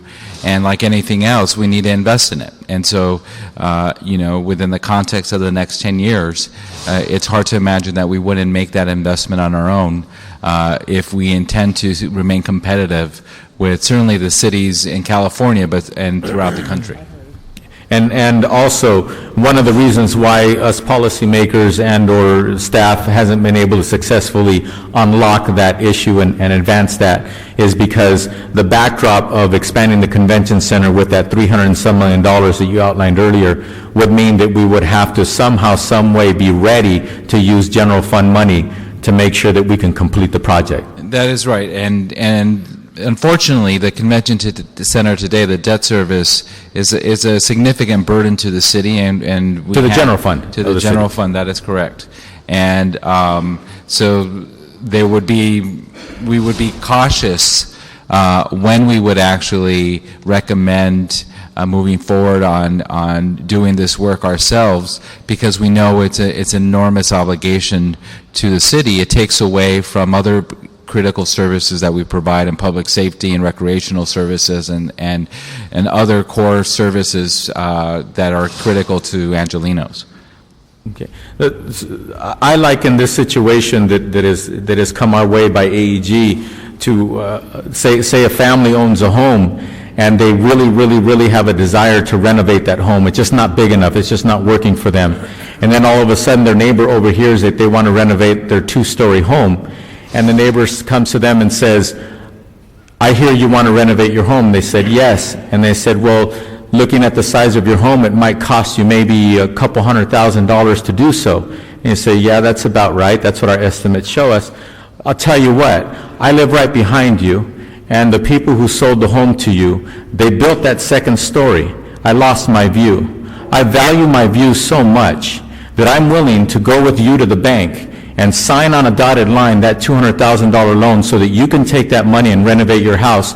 All I ask of you is an agreement that you make it a one-story home, whatever design you care to do, spend that $200,000, and I'll make the payments for you for the next 30 years. Is that a comparable analogy as what we're looking at here? That's pretty much how I described it to my dad. The other day, when my dad was asking... Did you do it in Spanish or English? Spanish. Okay. No, I use the same analogy, and that's exactly right. And the only difference is that we weren't looking into remodeling our home yet. It's something that we know we have to do. The roof is starting to look kind of bad. The toilets don't flush the way they should be all the time, but we're not in any position to do it. So in this particular case, it's pretty much exactly how you described. Okay. Well, I came out of real estate, so I'm trying to break this down in a way so that I make sure that I understand what I'm hearing, and I understand what I'm voting on, and I understand what we're encouraging you to continue to negotiate. So when it comes to... Was it Spanish style? Spanish style roof, of course, always. Basically what AEG is doing here on their side of the table, their part of the negotiation is throughout this MOU so far, they've been willing to take on the responsibility of taking on the risk.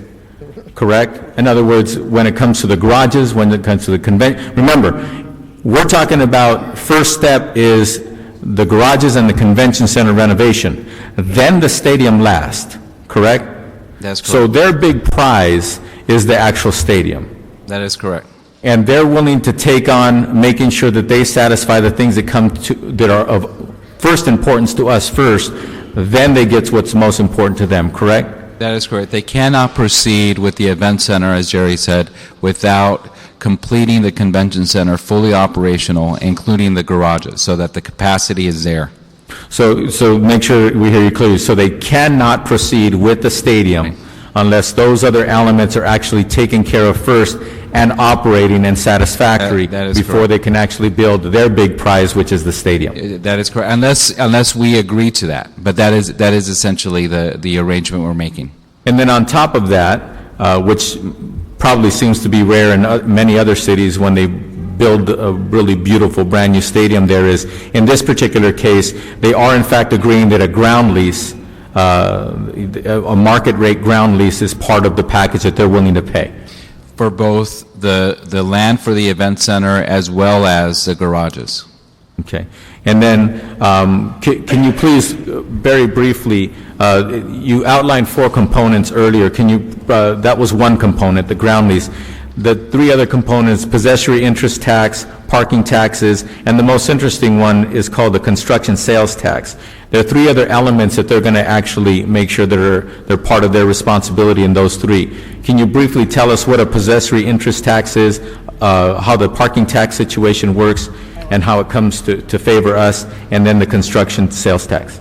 Well, the first one is like you indicated, the ground rent. That is going to be determined by independent appraisal that will be done within the next 30, 60 days. They've done their appraisal, we're doing our own, and that final number will be established by that. The second is possessory interest, which is essentially property tax. Most people forget that when government owns and operates a piece of land, we don't pay property taxes. But the minute we convert that and engage in a long-term lease with a private entity for private use, then they're required to pay possessory interest or taxes. Those taxes don't just come to the city, of course. We anticipate getting about 30% of it, but they also go to the state, they go to the county, they go to the school district, and whatever special districts exist. So the 3.8 number is our estimate of how much our portion would be. That is correct. And we don't get it today because it's being used by government. The parking taxes are things that we're getting on top of what we currently get. And so originally the proposal that any new revenue that's generated through parking taxes in the area surrounding the complex would be counted as new revenue. Because we don't control what goes on across the street in other private lots, and because there's certainly a tremendous amount of shifting in terms of land use, we limit it to only the site itself. And then the final piece is construction sales tax. So obviously with such a huge investment, tremendous amount of construction going on, there will need to be permission from the state to do this, which is reasonable in terms of receiving, but we would be able to account for that one-time 3.8 that would come from any new sales tax that would come from the construction itself. On the Mello-Roos piece, which is a piece that they're exclusively responsible for, this is a special tax around existing properties that we know of, that you could go to Staples Center, LA Live, that exist that are not being taxed with this special tax. $5 million comes from the special taxes on an annual basis, $3 million on LA Live, and the other $2 million on Staples Center. So these are revenue sources that we could count on, that are reliable and ones that we could borrow against. Thank you very much for outlining that. I just wanted to make sure that at least probably everybody else in the room understood all that stuff, so thank you for explaining it to me so I finally understand it. Priya, I have one last question, Madam Chair. Priya, right now, roughly, where do we rank when it comes to convention center cities? Are we like in the top 50, top 30, top 20, top 10, top 5? In terms of the size of convention center, we are 15th. And then when it comes to competitive activity, are we in the teens range again? No, we would be maybe top 30. Okay, top 30. So when it comes to size, we look decent. We're in the teens. But when it comes to actual activity, it looks like we're closer to the 30 range. And the further we go, the higher we go up in number, that's not good for us. That's one of the reasons why, unfortunately, we draw on the general fund, because we don't have enough for the big conventions, correct, in order to not only for the convention center to pay for itself, to pay for its debt and all the other related costs, correct? That's correct. Again, the debt service of the convention center is 25% of the TOT, so when we don't generate that TOT, then the general fund needs to subsidize the debt service. Okay, so what I want to clarify, the way you see things shaping up so far, our convention center, the convention center that you run, should we see this renovation as described now of the old part of our convention center, the West Hall turning into the new Pico Hall, where would that put us when it comes to competitiveness, and where do you predict we would end up? What top range would we end up when it comes to activity after that? As you know, attraction of conventions are based on many factors, but just if I was going to project based on the attractiveness of Los Angeles and obviously everything else that's going to be developed, in terms of size, as CSL has pointed out, we'll be in the top 5, top 6 convention centers, and I believe we can break that top 10 and bring additional conventions. Again, we're looking to move from somewhere between 20 to 22 conventions to somewhere upwards of 30 conventions a year. And when it comes to a stadium built to suit, so to speak, right next to our convention center, right next to Staples Center and LA Live, et cetera, should that picture be complete like that, do you think that enhances your ability to book big and also sophisticated conventions as well? No question. One of the things that the stadium will do that has not been discussed too much is, other than the flat space of the stadium field that's going to be available, especially because the stadium is going to have a covered roof, is the ancillary space, the meeting space, the special function space that are going to become available. So when major medical shows, pharmaceutical shows or such want to come to LA and they're looking for a meeting room space, we will be able to utilize that meeting room space in the stadium. So again, I just want to reiterate one point. We live and breathe in a very competitive environment. Our competition, Anaheim, San Diego, and San Francisco, are either undergoing major improvements or are slanted to do major improvements to their facilities. So not only we have to look at garnering additional business into the city, into the convention center, we have to make sure we can sustain the business that we currently have. Again, as CSL pointed out, we are at 70% occupancy, which is very strong, but to sustain that, we have to invest in the product that the city is selling, which is the convention center. So, Miguel, if we were to see that kind of activity where we move from activity in the top 30 to activity in the top 10, or if we're really fortunate, top 5 convention centers, do you see that benefiting our general fund?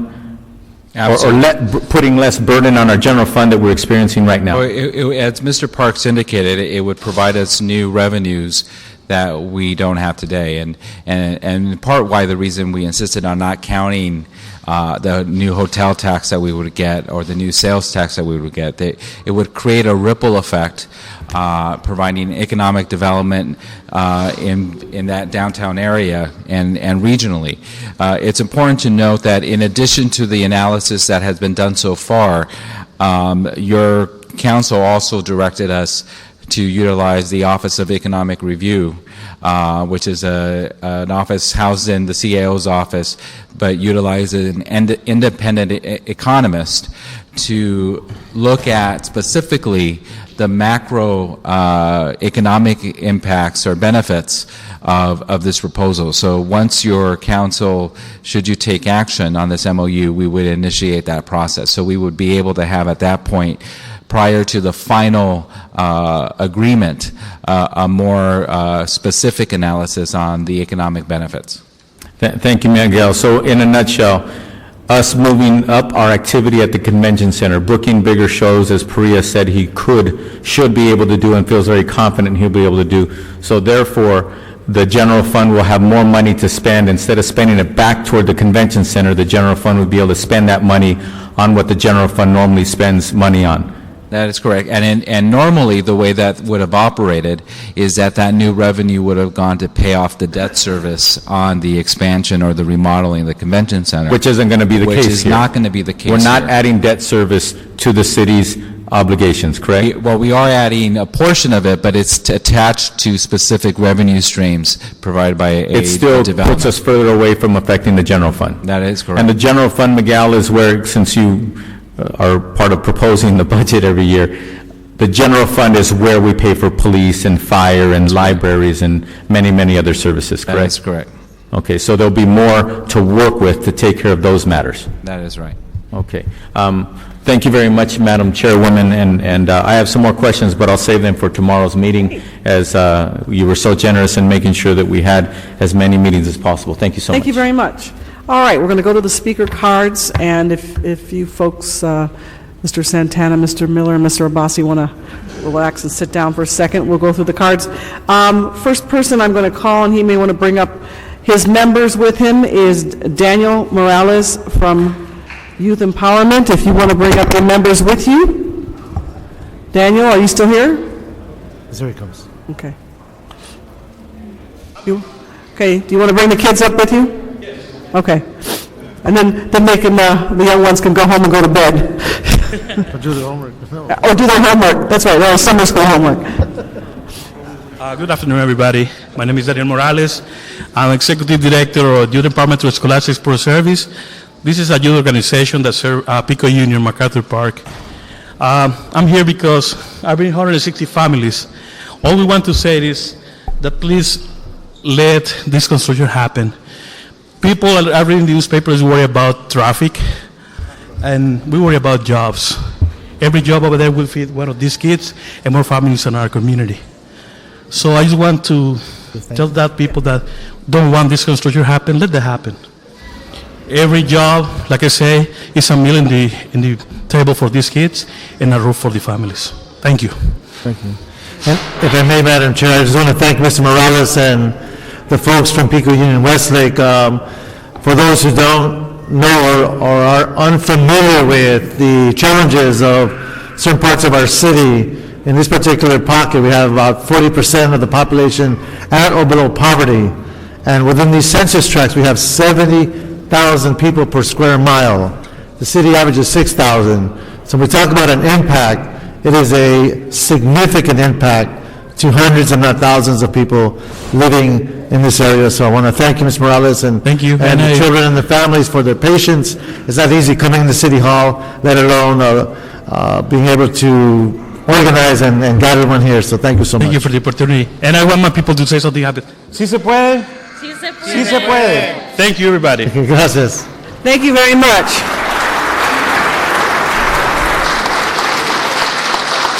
All right, so then after that, we will have, I'll call people up in groups once, you can get ready to come up in just a second.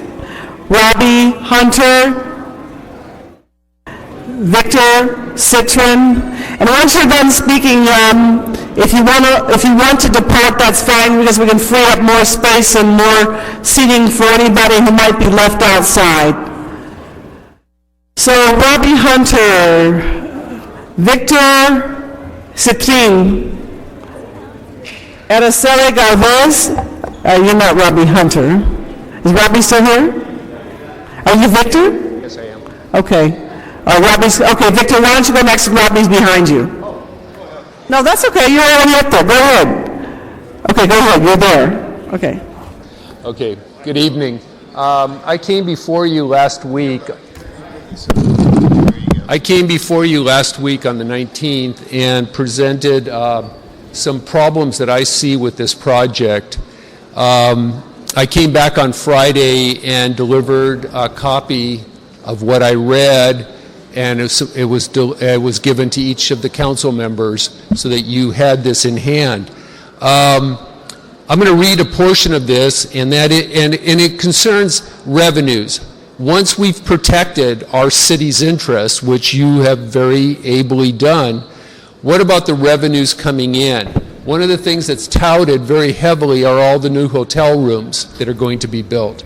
The thing that isn't talked about is that AEG was given a 25-year waiver on hotel tax, on bed tax, for the the convention center hotels. 25 years, no bed tax. Once that was given, the Bonaventure asked for consideration. They said, what about us? They were given consideration. Once that happened, the new hotels at Wilshire, where the Wilshire Grand is going to be torn down, they said, if we're going to build this hotel, we need consideration. So all these hotel rooms are not going to generate any hotel tax. As far as, because why shouldn't they be given consideration just the same way that AEG was for the Convention Center Hotel? The largest source of income from a stadium are the luxury corporate boxes that are mandated by the NFL. For any refurbished or new stadium, they're mandated. These boxes, also mandated by the NFL, are exempt from local taxation. That's the largest source of revenue for the stadium owners and the NFL. How is this going to be dealt with? I live right across the freeway in Pico Union, 2 blocks from where this stadium is supposed to go in. I'm concerned about what's going to happen. I know my time is up, but I'd like to see some response from these questions. I'll make sure that the CLA has it in the report that we come out of, that comes out of this committee.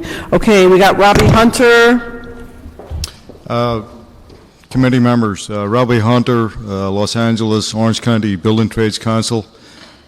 We represent 140,000 construction workers, many of them living in the city of Los Angeles.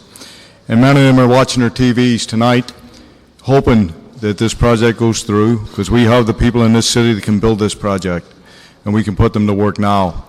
AEG has made a commitment, as they have in the past, to use local workers, local contractors, put young people through the apprenticeship, do outreach, and set a number or percentage to make sure that city residents are on these projects. They're committed to using local contractors, and as the convention center itself, we all know there's been a $40 million average a year shortfall in the city budget. We're the guys that used to come in and put the heavy equipment in for the trade shows. We used to do 17 a year, we're down to 2. The convention center is antiquated. The city would be into tens and hundreds of millions of dollars to bring it up to the standard that's needed. It's an absolute opportunity with someone that has had a good relationship and has lived up to all their commitments at the city, and that's AEG. The building trades right now at the minute are 40% unemployment. And as everyone knows, at the national level, state level, and then a county level, it's the construction trade jobs that usually lead any area out of a recession. We believe that there will be 9,000 jobs concerned just with building the stadium and the new West Wing. If there's an accelerated schedule, which we believe will be necessary to meet the 2016 schedule, we believe that'll be 18,000 jobs. This is enough jobs, enough stimulant in the state and in the county and city of Los Angeles to drive the economy in this local area. The hotels that will be sparked by this project and the shortfall that would come to an end with the convention center is a good reason to build it. So we would ask that you give consideration to these jobs. Thank you. Okay. Now, before you all leave, does this? I just want to get everybody's names so I don't repeat the names later. Is Steve Shoot in your group? No? How about Rocky Pelicano? Okay, that's Rocky. And then I know Shamari. That's the IBEW and the sheet metal workers. Okay, so that's Rocky Pelicano, yeah, sheet metal workers, Local 105, Shamari Davis, IBEW, Local 11. And then who else do you have there with you? Painters, 36. Thank you. Kevin. Okay. All right, so they didn't put in a card, so we're okay.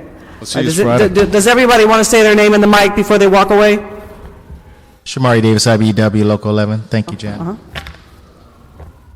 Luther Medina, Sheet Metal Workers, Local 105. Kevin Bass, Painters and Allied Trades, District Council 36. Madam Chair, Rocky Pellicino, Sheet Metal Workers. May I have a few minutes? Thank you. By sitting here tonight, first I want to thank each and every one of you to allow us to come before you and speak. It's very well appreciated. It's an honor for us to come. Also, I need to apologize. I don't have a tie on and a jacket, but next time I will have a tie and jacket on. That's all right. It's a costume.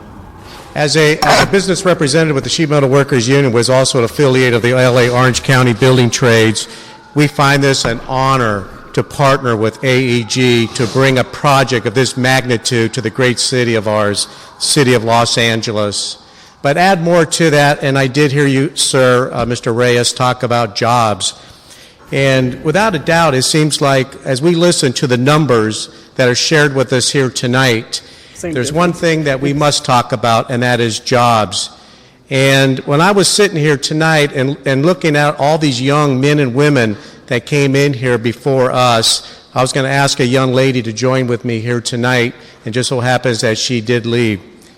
But from the Sheet Metal Workers Union of the JETC Joint Apprenticeship and Training Committee, we will give you the commitment that we will recruit any young man and women within this area who would want to join either our apprenticeship program or any other affiliated apprenticeship program within the LA Orange County Building Trades. We give you that commitment. We will honor our commitment. We will recruit young men and women from the area and give them an opportunity to earn a living wage also with benefits, and also to give them something to be very proud of, that when they come home to their family, to say that either they were part of Farmers Field or with the convention center remodeling, or maybe a job afterwards. There'll be plenty of jobs, or maybe another job down the street, but it's going to give them the opportunity. And that's all we are asking for. You partner up with us, we will partner up with you, and I guarantee you we will recruit with them. Thank you. Thank you very much.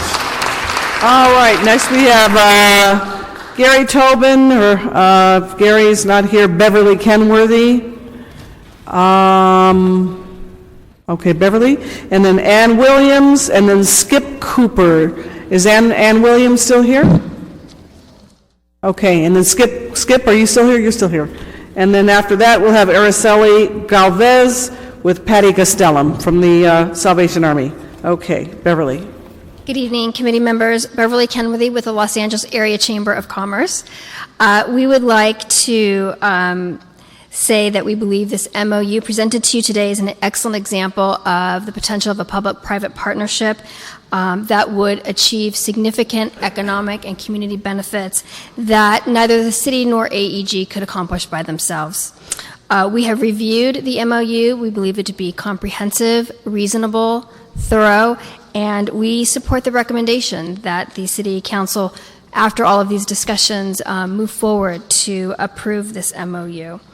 We'd like to commend everybody who has worked on this, including the consultants, the committee members, as well as the CAO, the CLA, and the Convention Center. Thank you very much. Thank you. Ann Williams.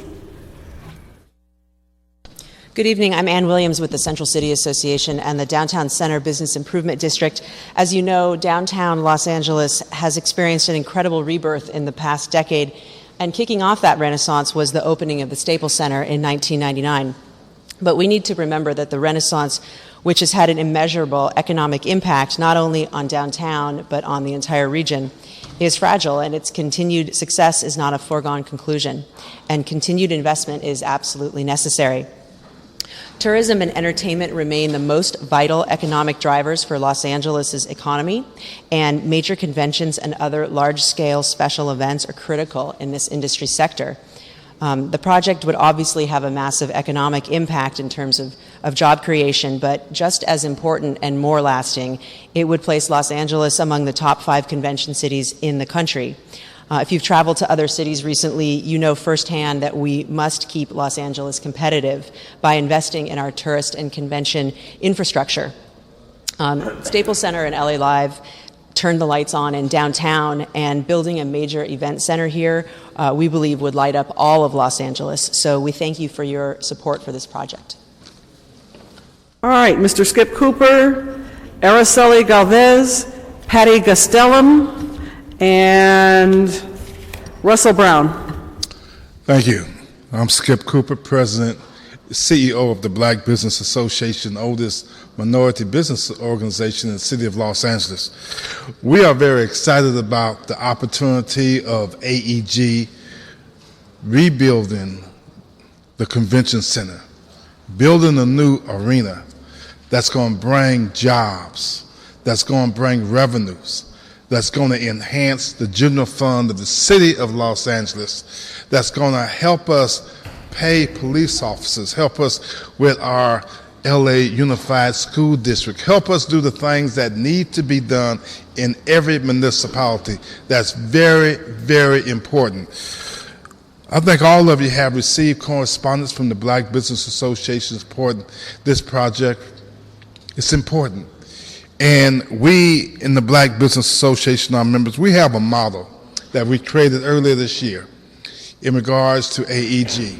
And that is, if you love Los Angeles, you have to love AEG for what they have done in revitalizing downtown Los Angeles. Not just downtown Los Angeles, but Los Angeles for the future. And I hate to put a bad cast on another city, but if you've been to the city of downtown Detroit lately, then you know what downtown Los Angeles would look like if it wasn't for AEG and what AEG is doing for the future of Los Angeles in creating jobs, in creating business, in creating a new business model. Then we need to move forward with this project as soon as we can, and we salute AEG for what they have done for the city of Los Angeles. Thank you. Thank you very much. Araceli Galvez, Patty Castellum. Is Patty Castellum still here? Come on up. Russell Brown and George Castillo. Good evening. My name is Patty Gaslam, and I'm from the Salvation Army Red Shield Youth Center. We have been serving the community there for 61 years. We're very proud of AEG and Staples Center. They have been they have been partners to us. Because of them, we've been able to serve the community in Pico Union. We've served over 3,000 people for Thanksgiving. They host us there, and we're very fortunate to have their partnership.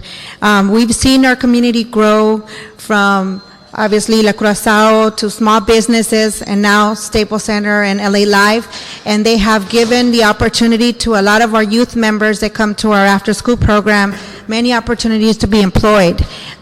So most of our youth members are there working in positive environments instead out, looking for trouble or getting into gang activities. So we're very fortunate for that. So we know that our streets, our local schools around there, 10th Street Elementary and John Lathy, they have more patrols now, and our kids are safer to walk over to our after-school program with more patrols. And thanks to the LA Live and Staples and AEG being there, I believe that that's one of the reasons why our community is a bit more safer for our kids to come to after-school programs. I have Araceli here, who's also a volunteer and a member at our site, and she's an example of a single parent who needed to find employment, and she's done that here at AEG as well. So now I'll let her tell you guys. Thank you. Good evening. My name is Araceli Galvez. LLI changed my life. More opportunity to work, more opportunity for another families, and more money for me. I work in LA ESPN Zone, in working area to cook and prep. When you come in, what to eat, ESPN Zone. Thank you. Russell Brown. Good evening. My name is Russell Brown. I'm Executive Director of the Historic Downtown BID. I'm also an 8-year member of the Downtown LA Neighborhood Council that I was president of for 5 years, and a 9-year resident of downtown. I want to commend AEG for the community outreach they've done starting almost 2 years ago. They've worked very closely not only with the business community, but the residential community and the neighborhood council and all the bids, including a presentation today to the LA Bid Consortium, which is 38 bids in the whole city. We're enthusiastically supportive of the project.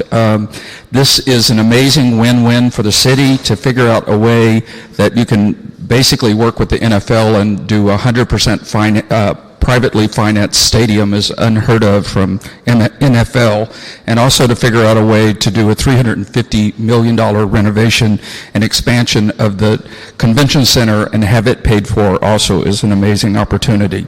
I want to compliment AEG also on the progressive transportation component of this with the Measure R improvements that we have with the Expo line, and also with the regional connector and the streetcar as a center part of this.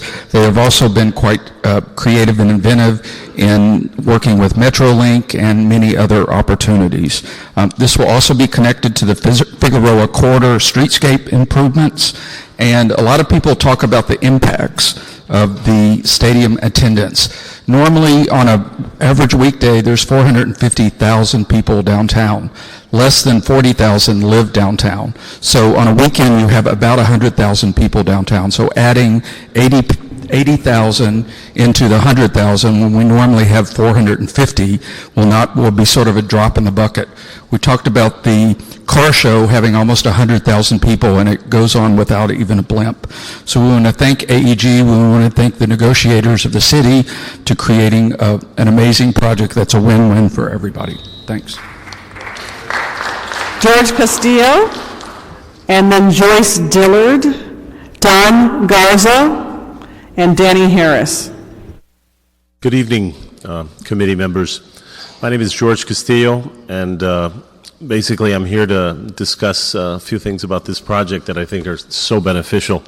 And at first I had trepidation about the project. That was more for my issue had to be with being raised right here in the Pico Union neighborhood, going to local high school, Loyola High School, and then going to the University of Southern California afterwards. I was raised here, and I knew what it was like to go to football games, Ram games, then Raider games, and now Trojan games. Parking was always an issue, and that I thought was a major concern, a major issue with this project. But upon going to a presentation a couple days ago, this last weekend, I got to see more about what was there. And there's definitely the parking, the like this gentleman mentioned with respect to Measure R and the transportation projects that are coming up in the near future that are concurrently coming in with this project, hopefully. I see that there are no issues like that, and I'm throwing my 100% support in this direction. This project, again, having grown up in the neighborhood here, riding bicycles and everything on Pico and Washington and Venice, I was very proud when they built the convention center back in the 70s or the late 60s, early 70s. And I was proud of my city. I love that convention center. It looked beautiful, and I was proud. I said, hey, now we can compete with other cities, even though I was a little 10-year-old boy. I just had that vision. And I want to commend the city council and our city staff, the city team here for their vision, because, again, I was a city employee for 15 years, and Bureau of Engineering was forced to relocate from City Hall East to Spring Street. At that time, I was like, oh my God, like all us other engineers who think we know it all. We were very much against that, but if you look at Spring Street now and the renaissance here in downtown, it's just something that some people with vision had and others didn't see, and at that time I didn't see it. And that vision has come to fruition, and with the partnership with AEG and people with that similar vision, I think this project is win-win for everybody. Thank you. Thank you. Joyce Dillard, and then Don Garza, then Danny Harris, then Peter Repovich. I think you're a bit premature in this MOU. There's something called environmental impact report that's needed as CEQA law, and it's to balance, an obligation to balance a variety of public objectives, and you're really not doing that.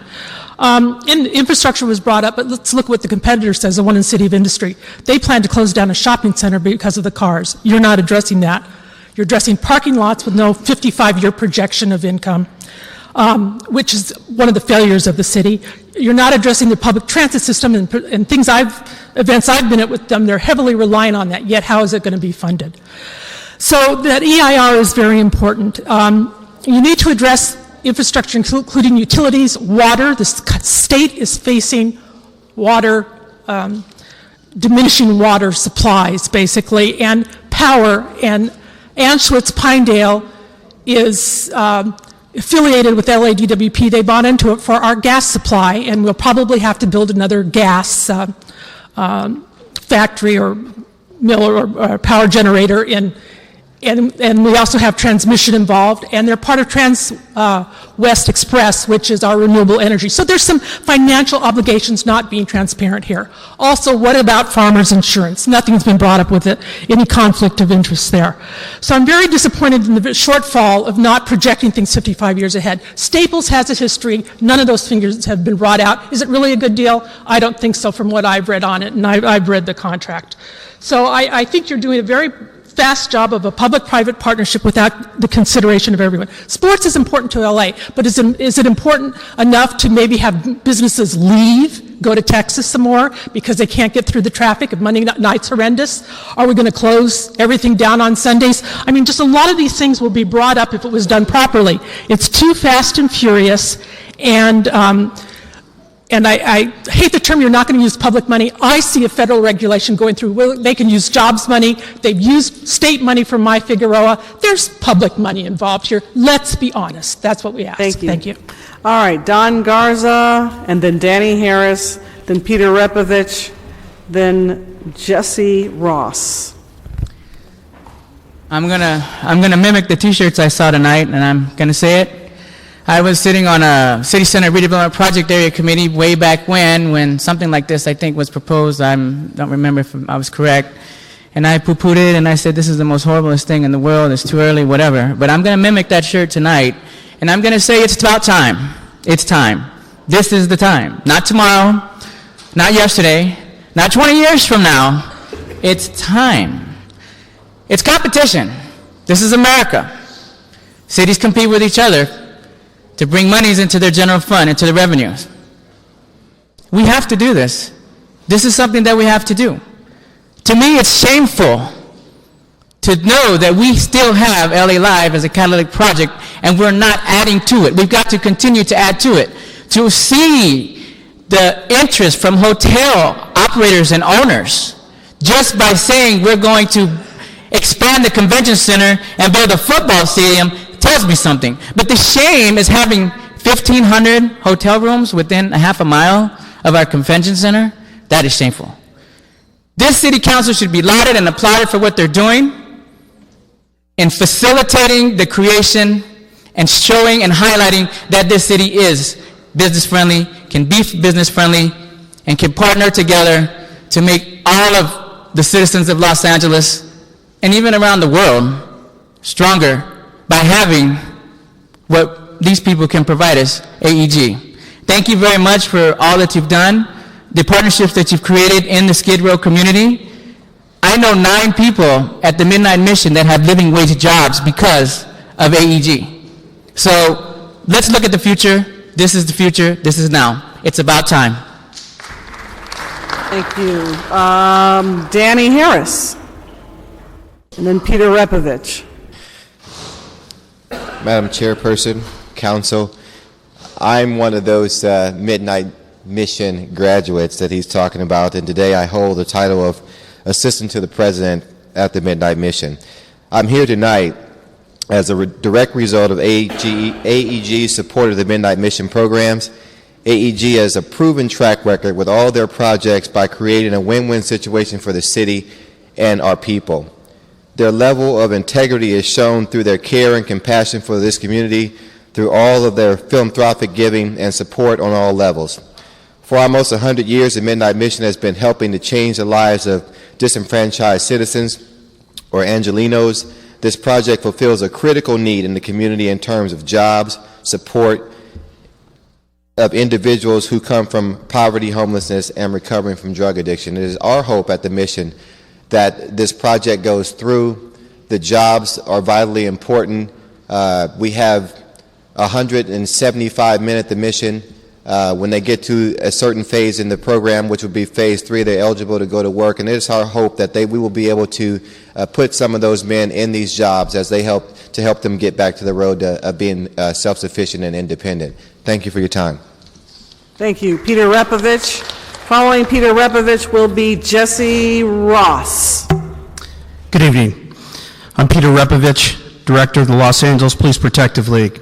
It might seem odd to you that the Police Protective League would be here today to endorse a new development project such as Farmers Field and the modernization and expansion of the LA Convention Center on behalf of the police. But we believe this project is so important for Los Angeles and the entire LA region that it transcends typical categories. It is truly a visionary project.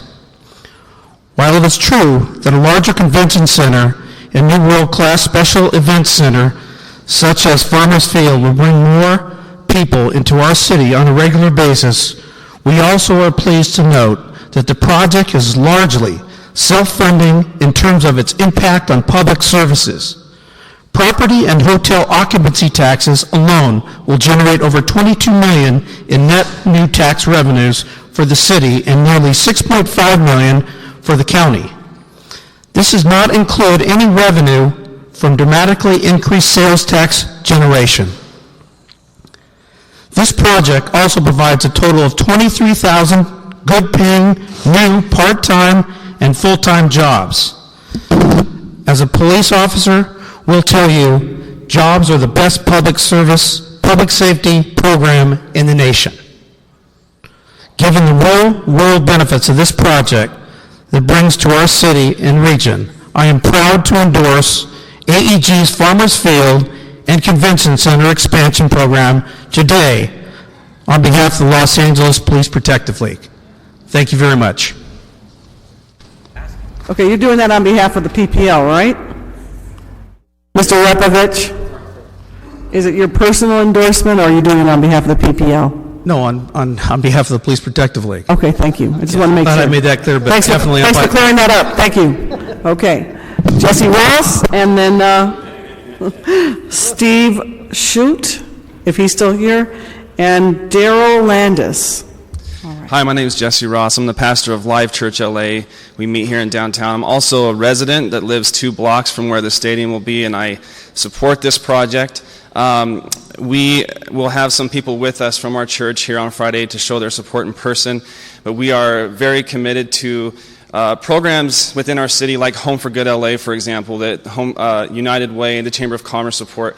One of the key elements to this ending chronic and veteran homelessness in 5 years is job creation, and that's one of the main reasons we support this. But not only that is the job retention. Most of the jobs here in LA depend on the events that take place. When there's an event booked at LA Live or at the convention center, there are a lot of employees who have parties at home because it means that they're going to work that week. So with events come job retention.